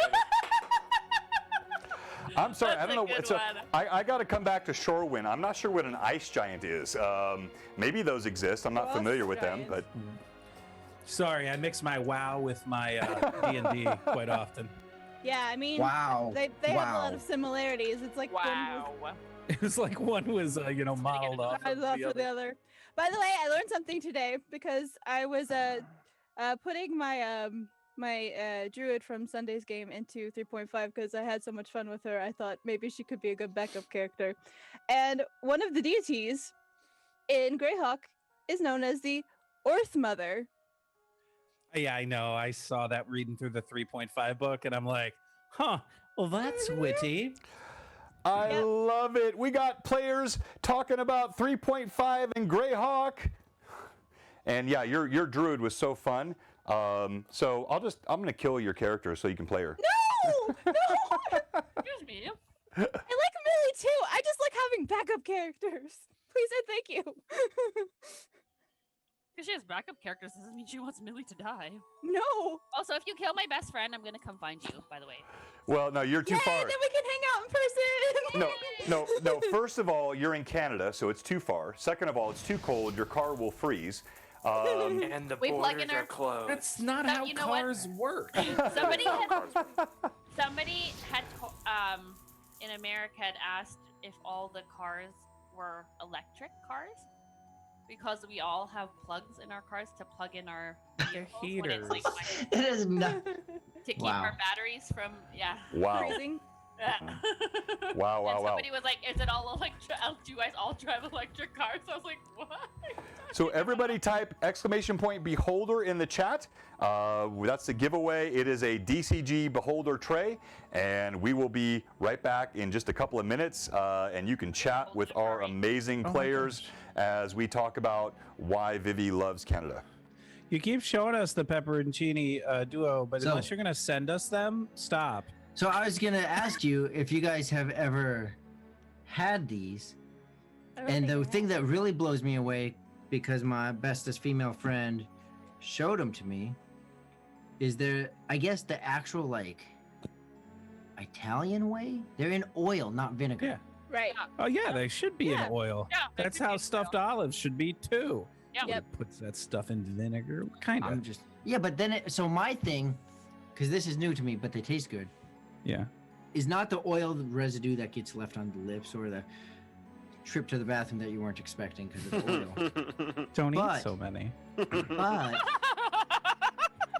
my question comes into, but with vinegar, doesn't it isn't it, oh no, water and salt will ferment. Yeah, no. all the time. Yeah. It's funny because he just bought that an hour ago, and that's why It's he's already happened. had to It's go to the empty. bathroom a couple. I thought you're times. supposed to just drink it. I just remembered I have a. Just reminded me I have a jar of jalapeno stuffed olives upstairs. See, Is stuffed that in olives. Is that in oil? It should be. The It's good in ones are olive in oil. juice. Oh no, the So- good ones are in oil. The Yeah. best And- olives. Oops, sorry. Oh. No, Should you're pickles go be in ahead. oil? No. No, it doesn't work that way. It's because you need brine to pickle something. Yeah. All of us are like at the same time. No. Because like think of that like us. Oh, So like a good. so there we like- go. That's what I was trying to say. Whether it's vinegar or salt water, there's no brine. They just stay like that. Why is that good? Serving it. Why do you need brine? So Who's they You're not, Brine? you're not pickling it. Yeah, you're not pickling it. Brine's I for don't know. pickling. This is new to me, Terry. This is Okay, new. so It's just no, a when way you to when you're preserve it. stuffing, so yeah, it's to help keep them preserved. It's not to change their Right. chemical balance, which is what brine does. Ah. On a side note, making your own pickles at home is actually quite interesting. Yeah. Uh-huh. Um, Mhm. but yeah, no, stuffed olives are my bae. We hang out daily if I can. You know what's really good is those that Rory was showing. I Mhm. don't know if you have that, but they stuff it with feta. Yes, I Yes. love feta. Oh, so Those ones are good. So, so on These that are note, stuffed with something.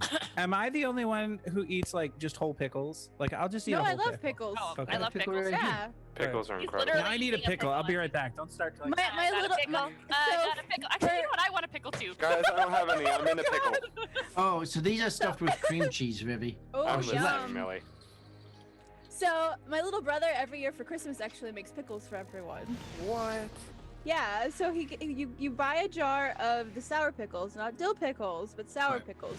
You get a big jar of the sour pickles, and then you slice them all up to like about an inch thickness, Mhm. and you stuff it in the jar with all your spices and seasonings, so like some pepper and some Oh, and cinnamon sticks and garlic and various other pickling spices, and then you let them sit for a few weeks until they're good and fully infused with all of the flavors, and they're so good. You went live with me running in here. I look. Aw.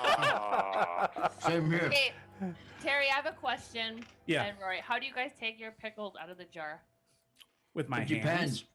Fingers, fork, and knife. Just it kind of depends on what's not dirty. You Never guys a are knife for messed me. up. Fingers, fork. Nah, you shatter that thing on the ground. and Chopsticks, eat from the nice. remains. Yes, I love glass actually, pickles. so chopsticks is how I get my kimchi out. Yep, Oh, you as have it should kimchi? Not works right. for I pickles. finished mine up recently. I love. Oh, Kimchi is so good. I just made friends that make their own kimchi, and I'm so happy. I make my own kimchi. do you? Well, let's be friends. You could send that in the mail. I thought we were friends. All right, so the chat agrees with Vivi. Apparently, she wins this poll. She has it right. All right, so Six. Yes. You I'm just gonna use call them pickles to get other pickles out. Is it a pickle on a stick if you stab it? No, you just end up in a pickle. no, you're just pickled up then. So It's actually it's really hard to stab it. Oh.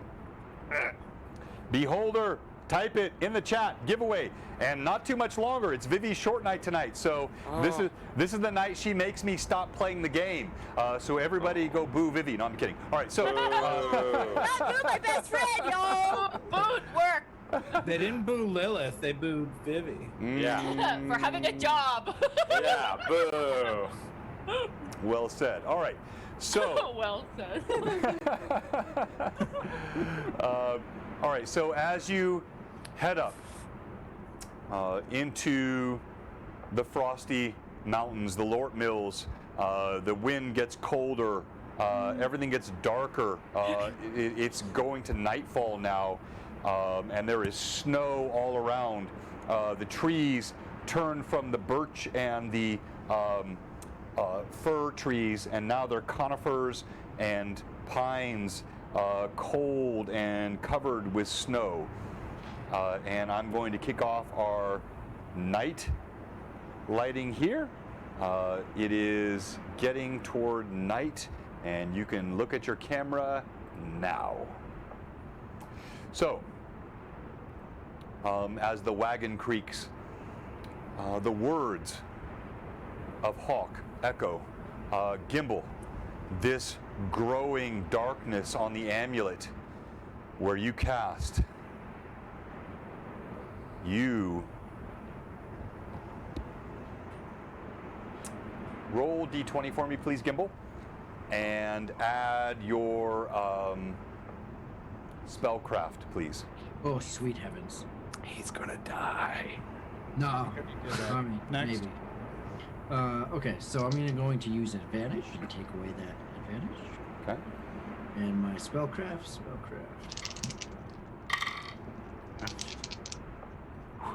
Craft alchemy? Or... Do you mean craft alchemy? No, you should have a 3.5 spellcraft, no? It would be. Hold Yeah, on. I know spellcraft. it's. Yeah. Yeah, Yeah, it's down spellcraft. there. Yeah, it should be I have spellcraft. it. Right under sleight It's of below hand. sleight of hand. Hello, Oh, sleight of hand. yeah. Okay, thank you. Oh yeah, that. I had a moment. And your head, using your my head's, advantage. your head's cut off, Gimbal. You're out of camera. There we go. Thank you. All right. I thought he killed Gimbal. No, but that could be prophetic. That makes your a head's cut dirty off. 20. I'm sorry. What? Dirty 20. A dirty 20. You.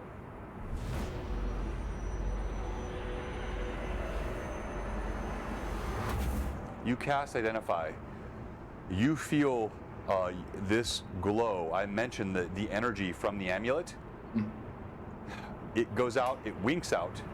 The party's kind of looking around at you as they're moving up into the frosty mountains. And you hear a voice in your head. No one else hears this. No metagaming. I'm going to tell it, but this is like no metagaming. Oh, thank you, Gimbal. Do I recognize this voice?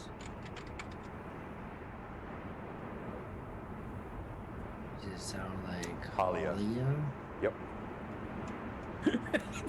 But no one else knows. Okay, so no one metagame this, but yes, you hear Halia's voice. Oh, thank you, Gimbal. And it's almost like a worm crawling in your ear. You feel a disturbance and a sense of what's happening. I need you to make a will save. You can roll this at advantage. It's a DC 20. Oh crap. Okay, so my will save, using advantage, always using advantage. Will.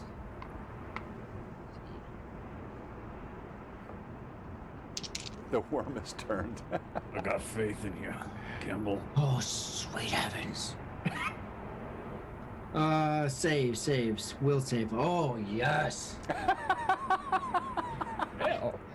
I got an 18 and a 19, and I have a +7, so 26. All right. So you feel this almost a sense of control, but you're able to overcome it. As you do so, the voice vanishes from your head, and you feel power from this amulet.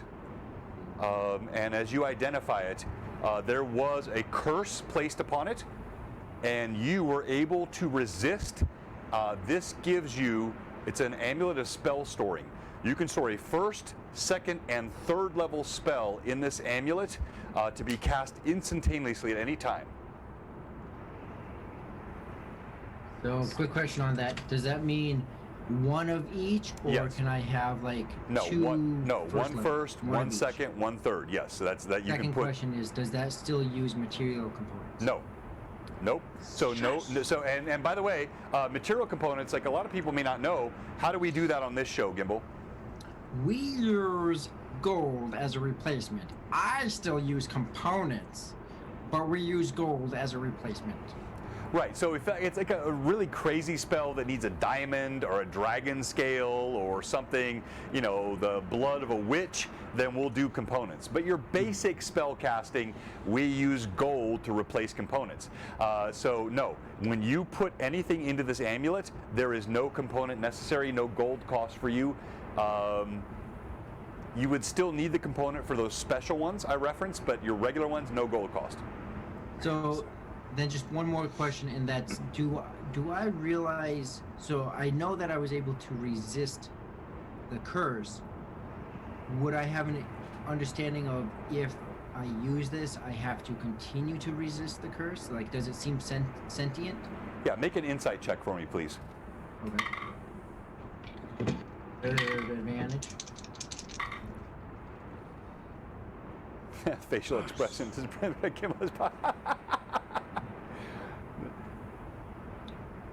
Insight, so sense motive. Yeah.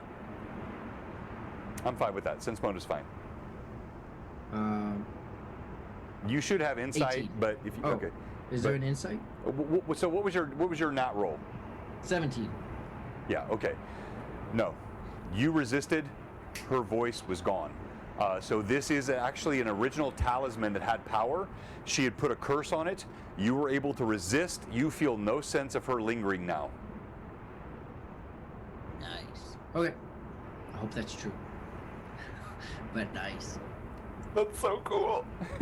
Hey, Josh, Iculus. All right, so again, the night has fallen. You can see, you know, it's not deep, deep dark, but the moon shines on the snow, glinting all around the party. Hawk is gone. You saw all this happen with Gimbal. Anyone saying anything, or? As we ventured into the colder environs here, Millie would have stopped the cart briefly and taken her winter blanket out and just wrapped herself in it because she knows her coat is not really warm enough for this area, so yeah. All right, so you see Millie wisely, she pulls the, well done, Evelyn, pulls her coat over. The chill, it is bitter. Only Brim seems to be somewhat untouched by the cold. The rest of the party, you're feeling the chill. Gimbal, your tiny frame, easily chilled. Shorewind, your armor split and cut. Cutting, I already mentioned that last time, like it's bitterly cold. Lilith, you're from the forests and warmer climes. You've never seen this kind of cold. And there is snow on the ground, obviously, correct? Yeah, can you see the cam? Are you looking Yes, at the? I can. Yeah. Yep, I'm yep. just making sure. I'd like to use trackless steps so that you can't, so I don't leave a trail in any natural surroundings, and I can't be tracked unless I choose to leave a trail. Okay. So all of you see this. Lilith begins kind of walking cautiously, and as she does so, it's almost as though she trods atop the snow. She finds the rocks and the roots and different things to cover her steps, but you are still shivering, Lilith, from the chill. She'll just kind of pick up the snow and attempt to put it in her pocket, but it's going to be futile. But she will. She'll pick up some snow and put it in one of her pockets. The sand made sense. The snow, that's okay. So that's new to her. She's never seen snow before. All right, I love that. So you all see as she's doing this sort of clever dance along the surface of the snow, leaving no prints, she reaches down, leaving a print as she pulls up a handful of snow and stuffs it in a pocket. How deep is the snow here? So yeah, you can definitely tell because your feet sink down. It's not terribly deep. It's still early winter, so the snow here, even as you're getting up, it's going from a foot. As you go a little bit further, 1.5 feet. So it's getting deeper and deeper as you go up the mountain. Gotcha. For anyone walking, if you want, walk behind me. And if Shorin and I keep the lead, then maybe the wagon will be easier to go through both Winston's and I's path. And anybody who's welcome also to ride on the cart, since it's just the 5 of us now. Yeah, I like to give hugs. Brim taught me to give hugs. Anyone that wants to give me hugs right now. You can come sit up here next to me. I have this nice blanket. There's plenty of feet here. Yeah, and he'll like, as if you were Brim, he is next to you and under the blanket. All right. Thank you. You're Lily. welcome. Of course. About the pirate ship, have you been thinking about sailing lately? It would be much warmer than this, at least. Yeah. Yes, but we have to help Ashwin first, and then maybe we can see about heading to warmer climes. Yeah. You know what would be really nice right now? A fire. Fire. And he'll just kind of trail off as he's wanting to make a joke, and then just kind of a memory sets in with Ashwin and not making the joke. Oh. Several jokes. And then he reaches up and touches his own head. That is still missing a big chunk of his hair. That is now all just stubbles from when he was at the temple with everyone and got blasted by the fire that came through the door. So just short hair now all over his head. Shorwin, I need you to make a con check. In your armor, metal, little covering, huge gap in your belly, central plate of your breastplate. Make a con check for me, please. Yeah, we're rolling with. Can I do advantage? Absolutely. So you're going to take the lower of the two because you're rolling below your con. This is old school, not fortitude, sort of 1E, 2E con. You roll high on both? I rolled 15 and my con is 15.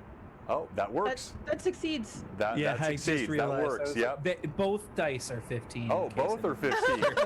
I should fail you for that. No, you should fail for that. No, I'm just kidding. All right, so but you don't lose any hit points, but you can definitely feel you are in danger. This armor, the cold, the chill, the gaps, the wind blowing. Brim has some resistance. Others have bundled up. You are most vulnerable with this armor. What time of day is it? I mean, you don't have a watch, but the sun has fallen. It's dusk. Okay. It's getting, it's not quite night yet, but it's close. Okay. I'm gonna look at Brim. Short sickle. Should we make camp for the night? Brim would like to look around in the area and see if he can see any sort of good outcroppings or caves or big trees to possibly camp near. Why is he moving that cave opening there? It's an arch. Sorry. Oh, it's an arch. Okay. All right, good. so Rock thing. Brim, since you asked the question, roll your perception, please. I have such a bad perception. I'm going to use advantage. Oh. Oh. Can it be me rolling below my perception? That's because I put something into it. Oh no, I didn't. Never mind.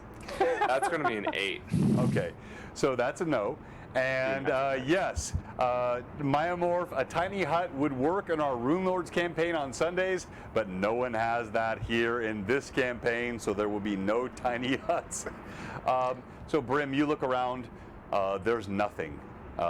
Don't look at my cam here. The viewers can't see that either. I'm playing with things. So here you just see trees, snow, glinting, moonlight, wind blowing, bitter, cold, painful, and also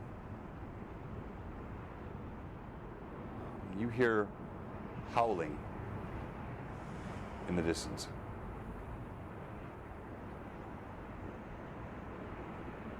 All of us here howling. I'm assuming. Would I recognize howling?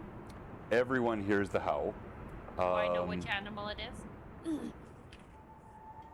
Go ahead and roll for me a nature check, please. Nature check? Yep. Okay. And I get a +2 extra on any kind of nature.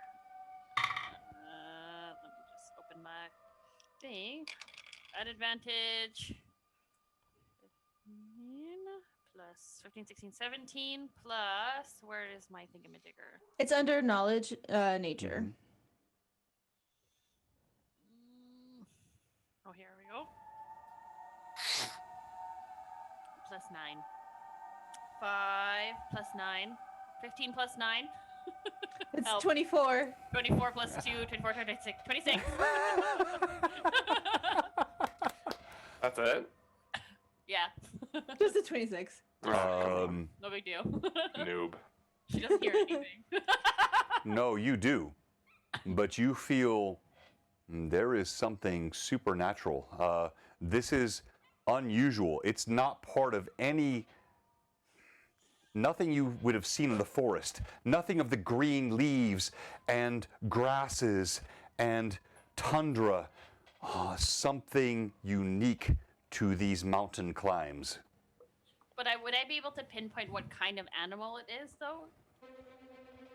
It sounds like a wolf, but like no wolf you've heard. She'll kind of pull on, because she's standing behind Brim, just following ever so lightly behind Brim. She'll kind of pull on whatever she can grab. All right. Yeah. hey, this is a PG show. Careful what you're grabbing. I'm from behind, it's fine! We have definitely ventured into PG-13 territory. No, Yeah. PG, occasionally like a little bit like light R, but yeah, like be careful what you're grabbing. Yes, I will grab his pantaloons. Lilith? What? Some sort of wolf, but I've never heard this wolf before. I think we should use caution as we press forward. And she obviously says it loud enough for the group to hear. Like, she's not trying to be, like, just to Brim. Shorewin readies his lance as he starts to look around in kind of a defensive nature that he does when he feels things are going south. Brim would like to look at Winston and see what he's doing. As the howls continue, Winston initially starts to pull on the reins, but at the words of Shorewin, he settles. And you see a steely glint to the steed's eyes. I think we should move back towards the wagon. Agreed. And when he says agreed, Shorewin's gonna plop down on foot and say burn. As he says the word, you see there's a glow around Winston, and as the glow blossoms, there is light, and suddenly armor sprouts all around him. You've seen this several times before, but each time it is still glorious to see as this armor covers the steed. And as soon as it finishes covering, Shorewind's going to then jump back up onto Winston, because he knows not to do it while he's sitting on him. Nip, snip. He did get his nads clipped, I think, one time, but all right. It was very close. It was very close. Oh, He managed to save. Thank gosh for the you only need copies. to learn that lesson one time. Yeah. Exactly. Poor Brim. Exactly. So the wind continues to blow. The howls recede. But Vivi, Lilith, please roll your nature check for me again, please. Okay, at advantages again. 16 plus 11, 27. Oh, okay, wow. So, I am a druid after yeah, I know. Well, hey, well done. Good to have a druid with the party. Though the howls dissipate, you know instinctively this is not the disappearance of danger. This is the final prowl of a hunt. And I will inform the group as well. She'll kind of just kind of tug on Brim if we've all moved closer together. They're not howling anymore, but it means that they're pressing closer. I think we should all get ready. All right. They seem like useful wolves. No, nothing I've heard before. Great. Might be best if we can get them all on one side. I want to see if I can spot an area that I could pull the cart to that would be kind of protected for the horses. So, Brim had looked earlier as well, despite his failed perception check. He was right. There is little cover here. You've got the trees. There's little bits of rock outcroppings here. Let me pull the cam out just a little bit better to see. But this is fairly barren, unprotected ground on the slopes of the Lort Mills. Would Lilith be able to pinpoint the direction of which they're coming from? Based on her 27 nature? Roll d20 for me, please, and give me your nat roll. Okay, at advantage as well. Okay, as you should. 15. Yes. I mean, it's not hard to tell. You hear both the howls, and Okay. there's also what you hear, heavy steps. Oh, great. Sorry, coming from which direction? They are coming from where you're standing, so that would be the, hold on, let me orient myself here, make sure I got, so toward the east, but your left, and coming down the slopes of the mountain. Okay, so Lilith will kind of step forward away from the group. As you kind of see her stepping forward, again, like you guys notice that she's not leaving any footprints behind. And she kind of just stands there and is very attentive to the sounds. And she'll kind of point in the direction that it's coming from. Over there. So Millie will stop, pull on the rein to stop the horse and listen. Millie, you pull back. All of you now hear this. There is the sound, the howling. You hear several of these creatures in the darkness. The moon now falling. It's a half crescent, kind of subsiding behind one of the hills. It's getting darker and darker. The wind blows strong, and you hear the howl and the thunk, thunk, thunk of giant footsteps. As you look, you can see to the east where Lilith's eyes have trained. The trees shake, and then suddenly several shapes dart through in the darkness. Wolves with white pelts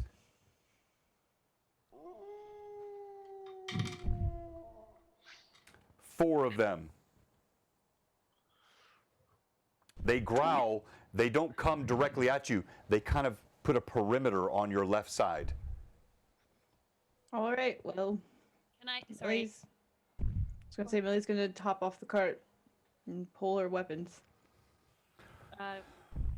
Millie leaps off the cart, her blades out. Lilith? Can I do wild empathy? Yes. Okay. Which one looks like the leader of the? You see one. My mini's too cute. Sorry, but this guy, he's sorry. He's supposed to be more. He's bigger than that. He's not that, but he's ferocious with teeth, and he's at the front and the back. Yes. Good boy, DT. He's a good boy. That's what the At advantage, I will roll. All right. Let me hear your roll. How about a nat 20? Oh! +5 + 2, so 25. Well, okay, 7. so like I love this because this is part of like I know 5e's. So gosh, I don't want to critique 5e. I do that a lot, but I know like 1s and 20s are different in 5e. Like a 1's not really a fumble. Like I always give 1s and 20s special treatment, and I think it's a fun thing to do as role play. I had no intention of letting you do anything with these wolves. They're sort of unnatural, but you roll a nat 20 on that. You see the head tilt, and the lead wolf, his eyes grow wide, and he shakes his head.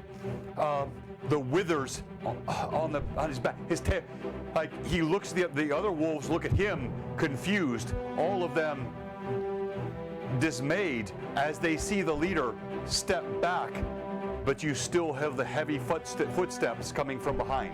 What are you trying to communicate to this wolf? I'm trying to communicate that we don't mean any harm, and to try to get them to our side.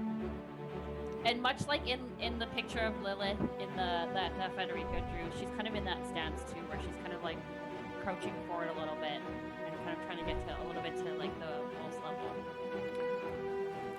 Okay, so here's what I need. I need you to make give me a regular D20 roll. Okay. I'm going to apply a modifier. You see this wolf, its head turns. It makes contact with the 3 others by eyesight. What's your roll? Okay, can I roll at advantage? Yes. And then just a straight up roll? Yep. 16? 16, nat 16? Yes. Oh my gosh, okay. Come on. Okay, 1, 2. Come on, please. The lead wolf, like you could see the surprise in its own eyes. It had no idea. Like it was prepared to attack. It looks, an unspoken communication happens with 4 of the other wolves. The lead and 2 of the others sprint and turn away. Only 1 remains. 1 single wolf remains. And then you see the giant footsteps coming behind. And yeah, you killed it. I mean, Vivi, that would have been a lot worse. So now all you have... I didn't kill it, I saved it. I saved it. The good boys. Now all you have to deal with is this. It's Bryn's turn to try and diplomacy this. Yes. You see bursting through the trees a giant white arm, gilded with armor, snaps a pine in half. An axe. This creature, nearly 20 feet tall. Manda, are you ready? You see this frost giant. And bursting it's a beautiful through the giant, trees. but not in game. I love you, but I hate you right now. As Terry said, an ice giant, which has not been a frost giant. You know, got a little World of Warcraft and D&D mix up there, but it's same idea. Same. It bursts through the trees, snapping the pines. And I'm going to pull it up here on the cam so everybody can see it. It is monstrous. The one wolf that remains looks a bit concerned and unsure. Gosh, I got to actually lift the cam. You guys can't even, it's too big.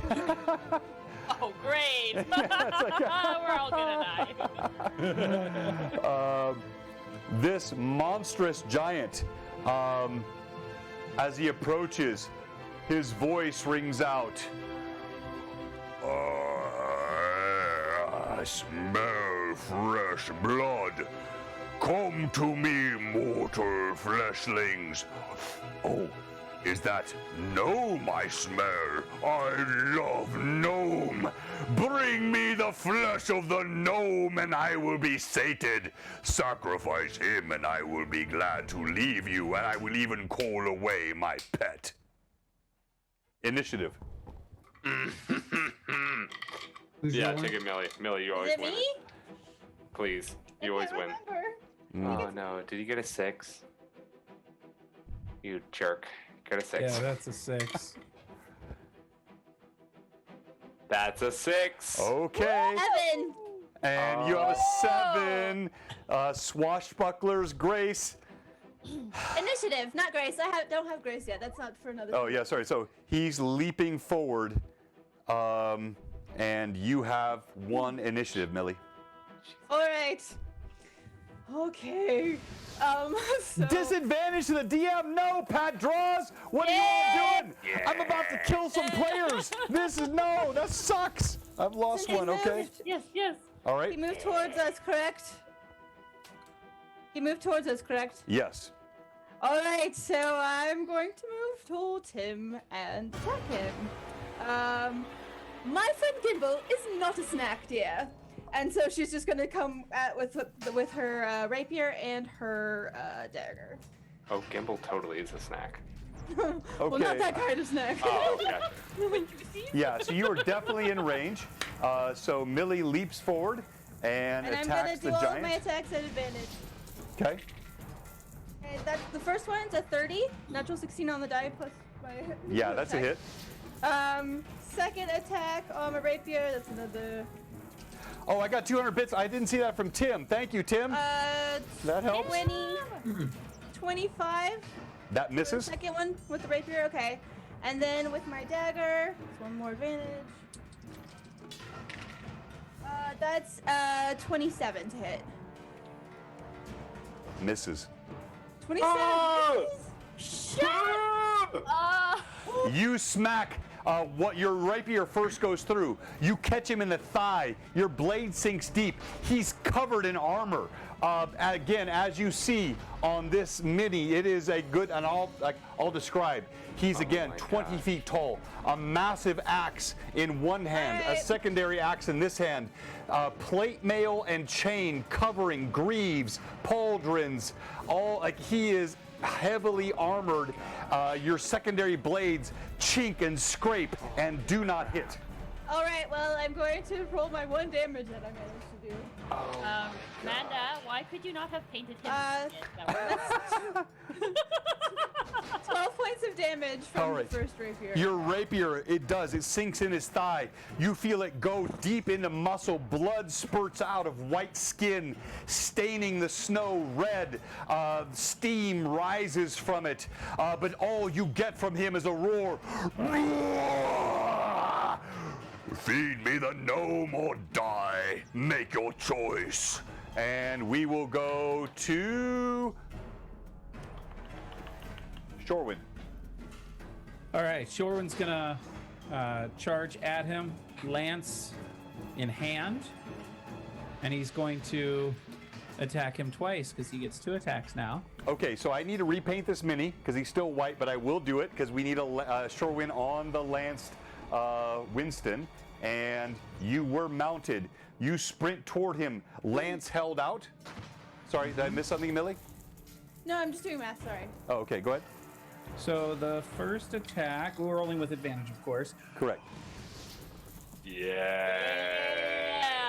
I just want to thank, none of Cozy this would have Gamer. been possible without Cozy Gamer Dice and the Nat 20 that has just been rolled. No! Are you kidding me? So I want to thank, I haven't touched anything. I am even willing to pull this camera around. I trust you. I trust you. I do. Amanda. Advantage to the DM. 400. She wants to see. Oh, yes, Amanda. She wants to see this frost giant do well. Amanda. Wow, that hurts. So I've got to roll to confirm, right? Yep. Can I do that with? Yes, With you can roll. advantage? You can confirm with advantage. Yes. Oh, thank goodness. Okay.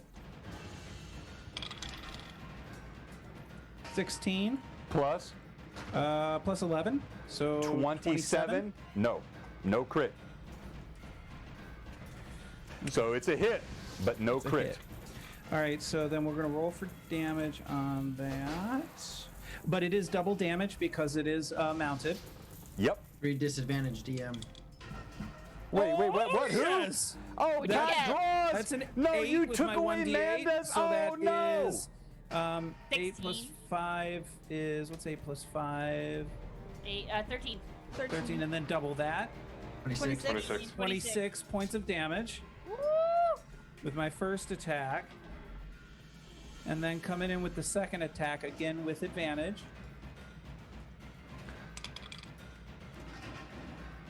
That will not hit. That is only a dirty 20. All right. So damage on your first again was Was 26. 26. All right. So as you careen past, your lance held out. The landscape sort of jostles in the field of vision. Winston. Power comes from his nostrils. You feel his haunches tense. You get close, your lance steadied.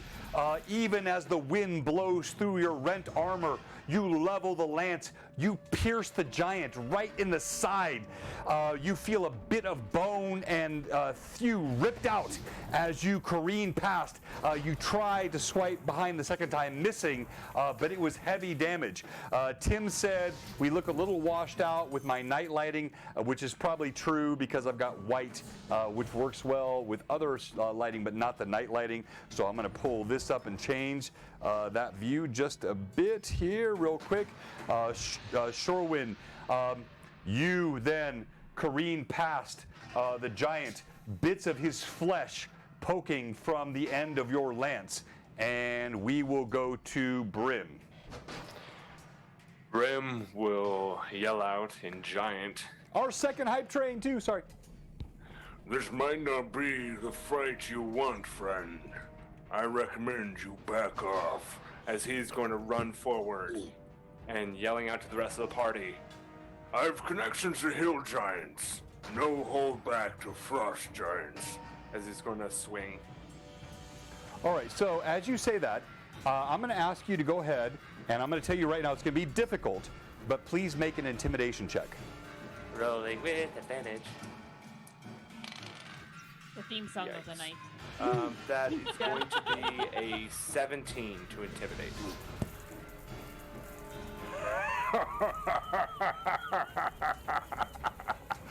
I no longer just desire the blood of gnomes. I will take ogre blood, elf blood, half-elf blood.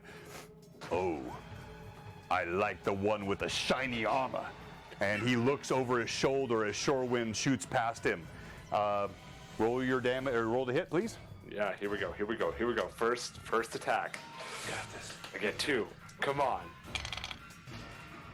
Natural 18, making that I think a 31. That's a hit. Woo! Yeah. And I get to roll 3d6 instead because He is large. Yeah, he is bigger than you. Yeah. You finally get someone bigger than you, Brim. Oh, that damage is poop. Oh, that is. Damage is poop. That's only 12 damage. That's literally some of the lowest I can get. Okay, you got another attack though, right? Yeah. All right, but go this ahead. one Well, I've I got gotta that hit with a down. nat 20 12. For it to work. Rolling with advantage. Come on. Here we go. I know, Evelyn. I'm watching time. that'll be a Vivi, I'm 23. sorry, Vivi. I'm watching time. Thank you, Robert. What was it? 23. All right, so no, your first blow, you strike.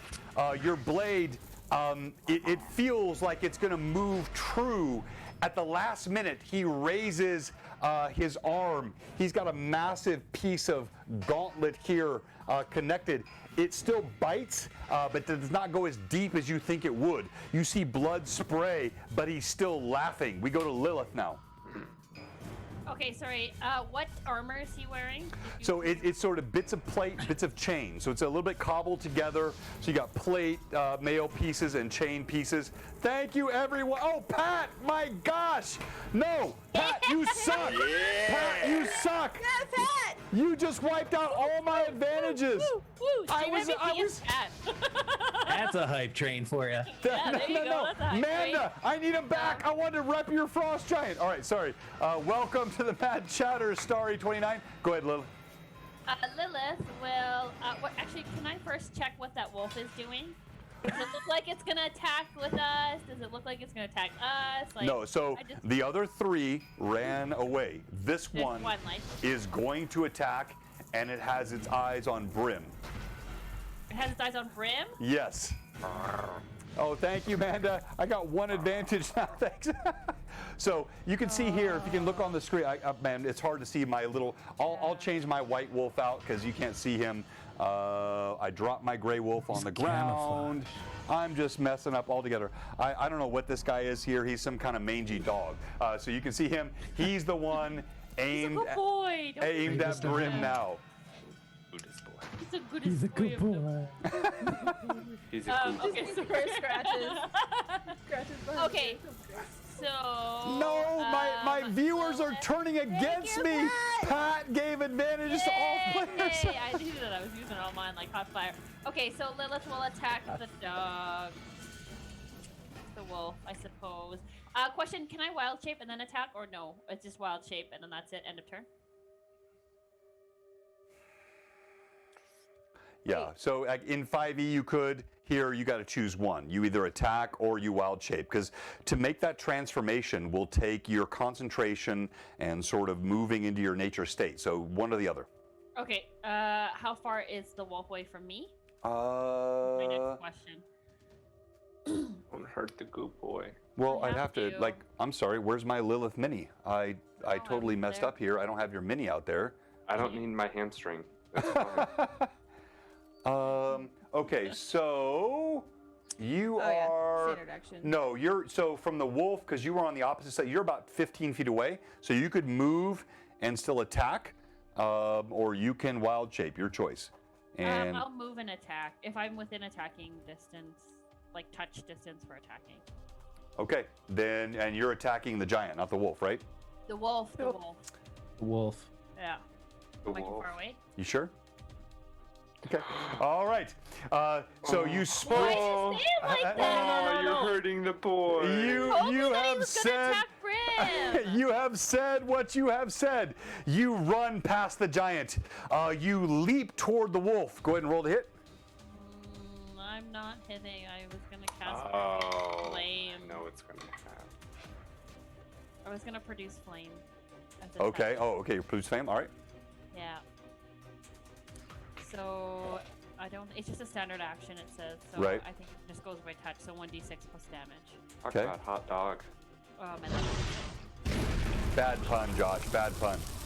hot dog.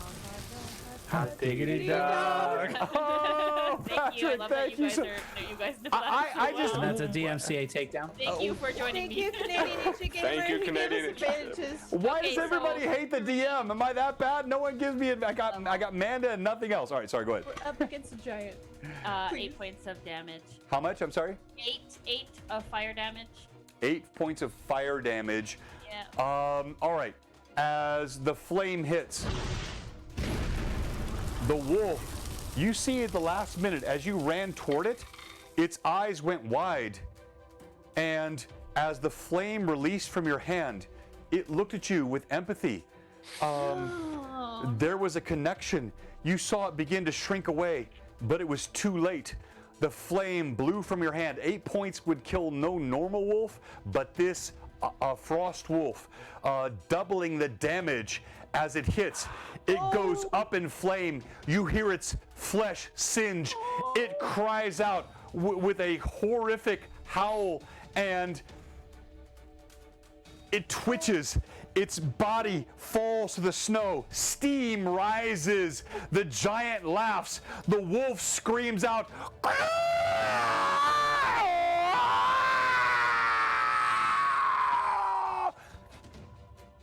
and goes still.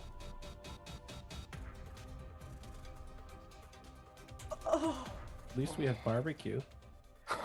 And we got food now. It does smell good to the rest of you. Like, yeah, fresh. Yeah. No question, do we have a fire to keep us warm? Thank you, everybody. 2 hype trains in one night. Awesome. All right, Gimbal, what are you doing? I feel like that was your fault because you're like, it's going after Brim.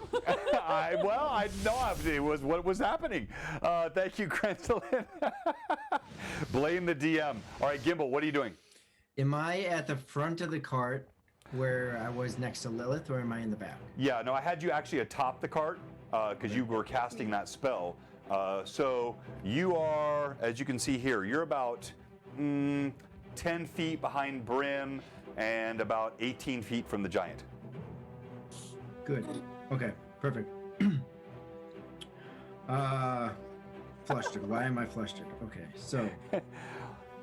Oh, by the way, What Rory, I'm gonna interrupt you. This is the last time I'm gonna interrupt you tonight, but I like that you get flustered because you're invested. And I love the fact in our last session when you got silent, you didn't know how to respond. When you were atop Stor Gajal's dragon, and his head turned and was about to breathe fire at you, and you totally froze up. I did not penalize you. I bonused you for roleplay because you were so immersed. So never feel bad about being sort of invested and not sure what to say. Okay. What do the there's the frost giant. How close is the closest ally to him? Or her? I'm sorry, ally of his or of yours? Of ours. Yeah, Ours. The dog's dead, so. The frost giant, you've just seen Shorwin just shot past his lance with bits of the giant's flesh and bone at the end of it.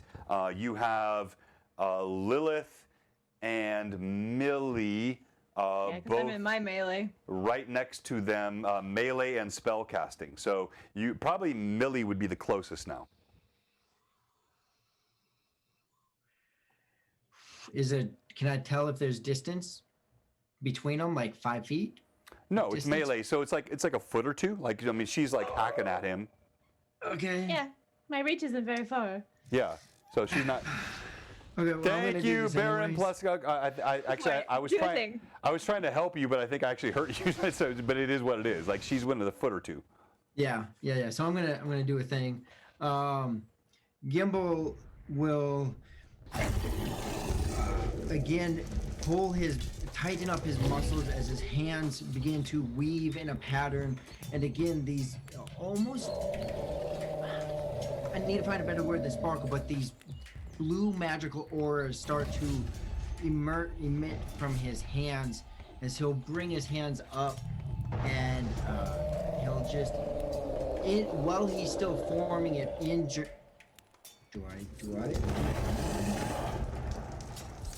Yes, in Giant, because I was speaking to Brim a while ago. In Giant, he'll just say,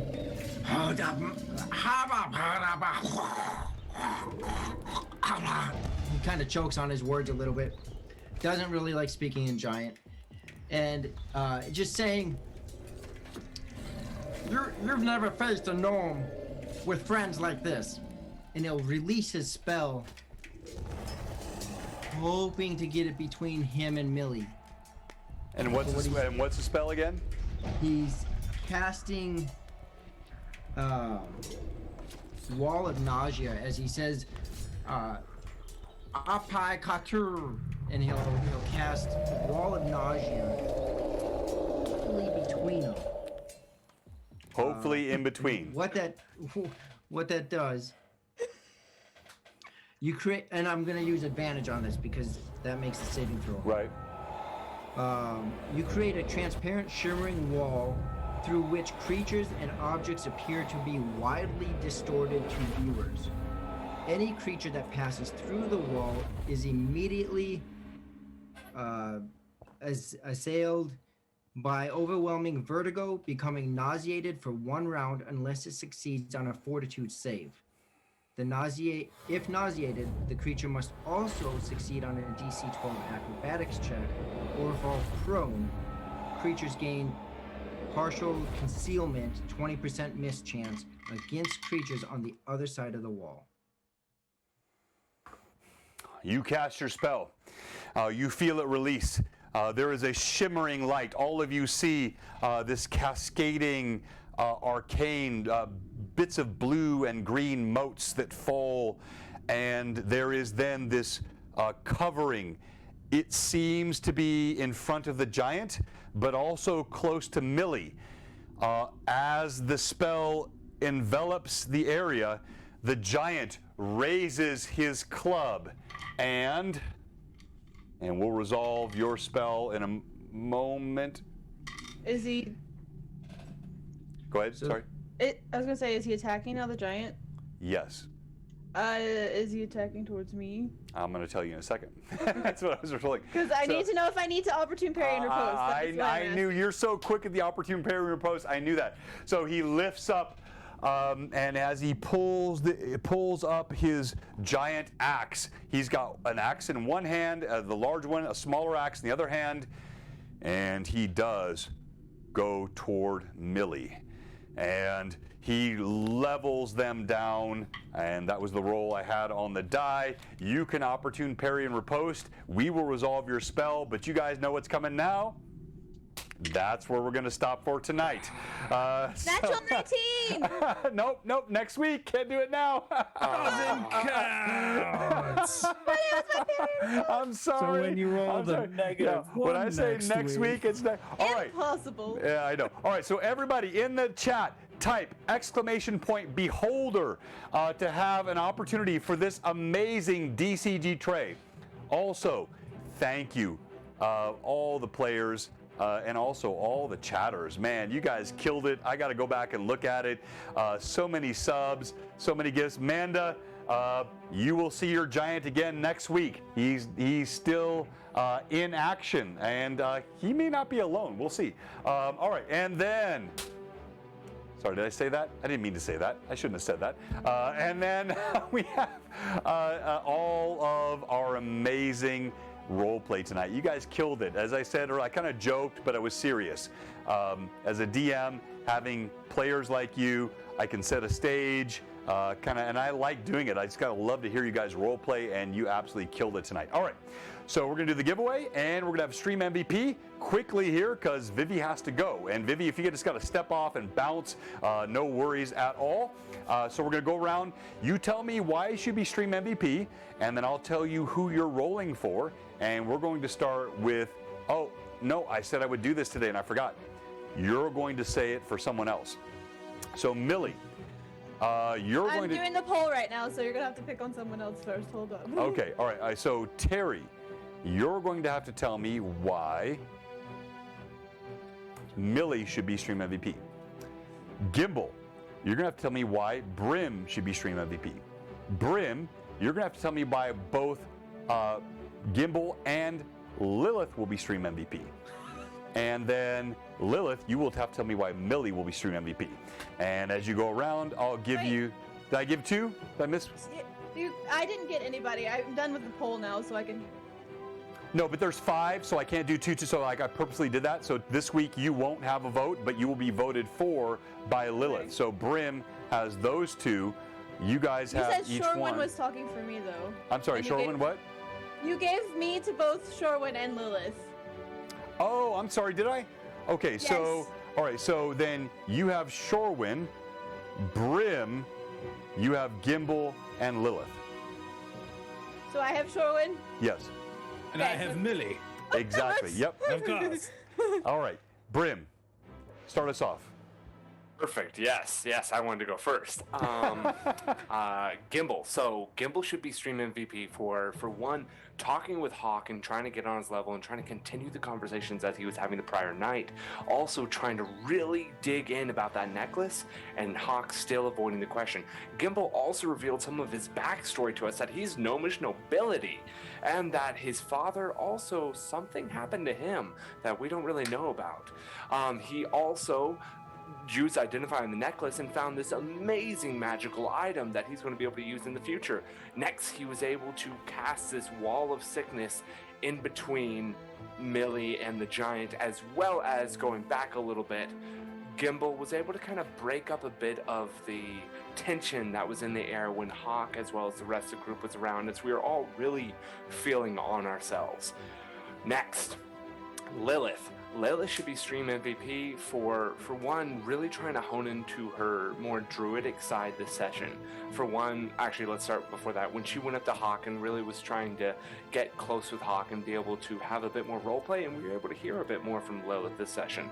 As well as, going forward now, getting into that druidic-y side, she was walking literally like on the snow or jumping on the different rocks, leaving no snow prints whatsoever, and she was able to help put a dog out of its misery, a wolf out of its misery, in the servitude of an evil giant. I'll just say he's evil for now. Don't at me. But she also was able to send a lot of the wolves out and not have them face us. Is there anything I'm missing, Lilith? I'm not sure that it was Mercy. You look great in that blue box shirt. And oh, by the way, it's not certain that the nausea only hit the giant and not also Millie. We'll see that next week. But did Brim not kill it? Well done. Absolutely awesome. So, Brim, you're going to be rolling for Robert, Phantom NJ, one of our most loyal viewers. Let's go to Shorewin. Indeed. So I'm speaking for Millie. The ever wonderful Millie has a last name. Terrible with last names. Millie Von Toff. Right. I knew it was a Von, but I was going to say Von something or another, but I felt... Mary Millie Von Tom. Okay, Von Tom, indeed. So, of course, Millie this week drove our cart, and if it wasn't for her, our cart would have never made it anywhere, so let's be honest. Additionally, her ability to eavesdrop has been phenomenal in almost every way, in almost every week. So I commend her on that. What she will do with that information has yet to be determined, because we ran into a giant. Now, let's talk a little bit about that giant. She was the first one to go. Of course, we needed her to roll for our initiative, and we just assumed we were going to go first because she always wins. Literally. I think she's lost once, but that's... I've lost a few times. Nah, I mean, I we'll can call tell it you. once this week. All right. Moving on, she goes in full blades a-blazing and manages to hit with the first blade. What a lovely, tantalizing hit. It slit right into that giant. Frost giant, mind you, not ice giant. In his thigh. In his thigh. Unfortunately, the second two did not hit, but that's because the giant was just so big that she was not prepared for the largeness of the giant. And now there's a possibility of nausea, but we won't find out till next week. We do know that she parried and riposted well this week, which was negated by the DM. Continue to give him more disadvantages. And that is all for this week. Well played, as always, Shorewin. I also kept Gimbal warm, by the way. Oh, indeed, the blanket! I almost forgot. All right. I couldn't tell because Gimbal was hidden underneath the blanket due to his height requirement. And Terry, you will be rolling for Prometheus, 2128. Prometheus, are you still with us? Yep, he there it is. is. Congrats. All right, so you got him.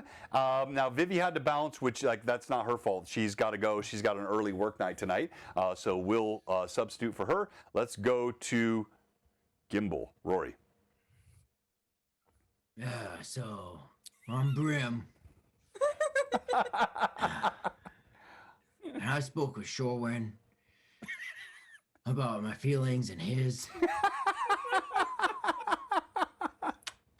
My feelings. And I deserve this. we had a heart-to-heart understanding as we looked forward. I was created a good path for Millie to even drive the cart through as she followed my giant footsteps. And also brought Shorewin into that with me too, so part of his team there too. And held no claim to a frost giant, only hill giants. So I stood up to this one, was excited that it was bigger than me, called out to it, and brought the hunger of the frost giant on us all. Well, okay, so I don't know how to respond to that except well done. One, Brim the redneck ogre. Yes, Brim sharing feelings also today. He is the most feeling half ogre ever played in D&D, I'm quite sure. And thank you. So you'll be able to vote in a second. By the way, they get 1,000 experience points. So you got to vote for these folks. It helps them. And also we've got our giveaway with the Dragon Crafting Guild dice tray. But you know, Rory channeling Brim, that was epic. Nicely done, sir. There's a big guy in this little body. For those that didn't know, Brim is actually the lead singer of the Chemical Brimmance. Not romance, Brimmance. I like that. That's clever. All right, so you will be rolling for Rory. Sugar Punk. Oh, congrats, a sub. Sugar Punk. Been following us since December 8th. Hopefully still on because, like, yeah, you've been super active tonight. And they are some. Congrats. Yeah, I know, subs. So everybody subbed so far. Sugar Punk, congrats for being on the possible winner list. And let's go to Millie. Evelyn. Well, Showin, we had a very monumental moment with Brim there, making a connection and explaining what's going on in his head a little more. He also did the eyebrow. And brought the most wondrous attention of Hawk, that lingering glance, as he realized there was something important going on about Shorewin. Not longing glance, just lingering. I said lingering! I know. As he realized that there was something deeper going on with Shorewin. So we saw a lot of Shorewin's inner turmoil this evening with what has all gone on with him so far. Also, remembering to prepare Winston for a fight by making sure he was armored up, because he knows that his dear seed needs not to be eaten by wolves or crushed by giants. And rode mightily, making very powerful blows with his lance against that giant as he engaged in combat within the snow. So yes, that is why Shorewin should be your MVP. Well done. That was quite persuasive, as always, Millie. And type exclamation point beholder in a giveaway. And who am I rolling for? So you're going to roll for tonight. Let me pull it up here. You have. Here it comes. Pat Draws! Pat Draws! Pat Draws! So I show Pat as a follower here. Is he not a sub on my night? But my Nightbot's kind of weird sometimes, so it doesn't always. You will have to speak. Okay, the poll is up. Vote for your MVP. Okay. And the poll is active. And yeah, Pat Draws is here. Oh. And Pat, no, sub. you're a sub. Not yeah. a sub. No, don't feel bad, man. It's something weird with his Nightbot. It does that every once in a while. All right, so while you're voting, let's go around. We're going to start with you, Brim. Tell us who you're rolling for and roll the D20 as subs get 2. I'm rolling for Phantom NJ. Here we go, Phantom. Oh, Pat is a sub now. He wasn't, so thank you, Pat. Got it. All right, go ahead, Josh. First one's a 9. Second one is a 16, but the 16 hit the 9 and changed it to a 19. Does that count? No, you see, you got a 16. Sorry. Okay, 16. And Pat Draws, congrats. That was from Patrick, Ancient Gamer. Amazing. Thank you so much, Patrick, Canadian Ancient Gamer. He continues to be a huge supporter. Incredible. And good luck, Pat Draws. So we got a 16 for Pat. Well done. And let's go to Gimbal.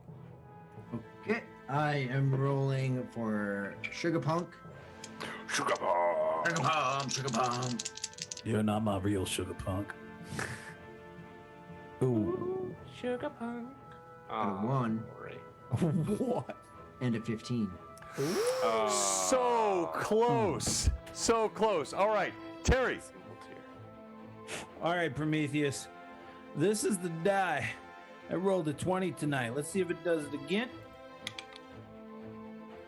It rolled, well, the number 2 is in it. Just it doesn't have a 0 next to it. So, but we have the second die, which I didn't roll tonight. That has a 2 in it as well, only it has a 1 in front of it. So that would be a 12. So unfortunately, right. I failed. All right, so Josh, you are still in the lead. And let's go last but not least. Evelyn, Mary Millie. And rolling for Pat draws. Here we go, Pat Draws. Thanks for the sub from Canadian Asian Gamer, and she's good with the dice, so. Not tonight. It's a 9. Brim, tell us who's won. And Phantom NJ. NJ Robert, congrats as always, sir. And Brim. And came in Brim with the also MVP is stream win. MVP Impressive. as well. He should be. So, Robert, I've got your info. We'll get that out to you. You don't have to send me anything. I know who you are, my friend. I owe a couple of you others on gifts. I'll get those out this week. And a round of applause to Brim. Not only our stream MVP tonight, but our amazing one-shot DM. And Yes. wait, tomorrow night, don't miss it. Tomorrow night, special guest. We're talking illusionists. Who should talk illusionists with us? Grim. Terry. Gamble. I said Terry. Rory. And I think he's still working out his It's the schedule. bromance. So we gotta. I don't know if he's 100%. Like, are you good, Rory, yet? Or are you guys still figuring it out, or? I'm gonna say I'm good. I'll take the beating if I'm Because I wrong. put you on the spot on stream. No, I'm like good. so. I'll be there. All right, great. So tomorrow 5 night. o'clock, right? Yep, tomorrow night we're going to be talking illusionists. We'll go through different editions, and Evelyn and Rory were both on. We'll do all kinds of fun stuff tomorrow night, and be back with us Sunday. Don't forget, mark your calendar, February 19th. Underdark Uprising fundraiser for St. Jude's, supporting Lord Gazumba and the channel, Jay Scott, amazing friend, and we'll be on that live. And then in March, GaryCon, and more coming from that. We have so much fun stuff coming here in 2021 for Blue Box. We're going to make 2020 seem like a distant memory. And so much love to all of you, and we are going to raid tonight. Let's see. Who should I raid, Evelyn? Let's see. We got some folks up. We got. I'm looking right now. Let's see. D&D Not- Beyond I looks see like not- they could use some. I see Not Great RPG. I see Loot Die Repeat. All right, let's. Nightheart Gaming. I Yeah, haven't. Nightheart Gaming. I see Blue Box RPG. Oh, wait. Blue Box. Why is Nightheart? They're They great. ourselves. They are great. I heard they have the best looking people. I think they have the Thank best you. role Easily. players. Hands Without down. Yeah, the best beards of all of them. they have this godly DM and all these amazing role players. No, that's us. true. Sorry. The All right, DM so is beautiful. we're Such a clean, soft face.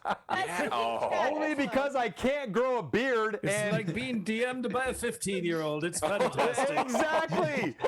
No, it's so Younger true. than a 22-year-old. Weird how So that. smooth. I have a John, I've said nothing. I have a nubile chin. I cannot grow like I get just like the little bit of stubble here.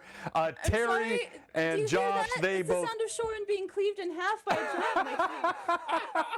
Hey, don't forget, I'm the DM and I've got the minis and all the stuff. It's going to be bad for you all next week. We're beautiful. rating Nightheart Gaming right now. Blue Box out. Everybody, thank you so much. All the chatters, congrats again to Robert Phantom NJ. These guys. Wouldn't be the first time I've been cleaved by the DM. That's true. Gosh. It changes nothing. It changes.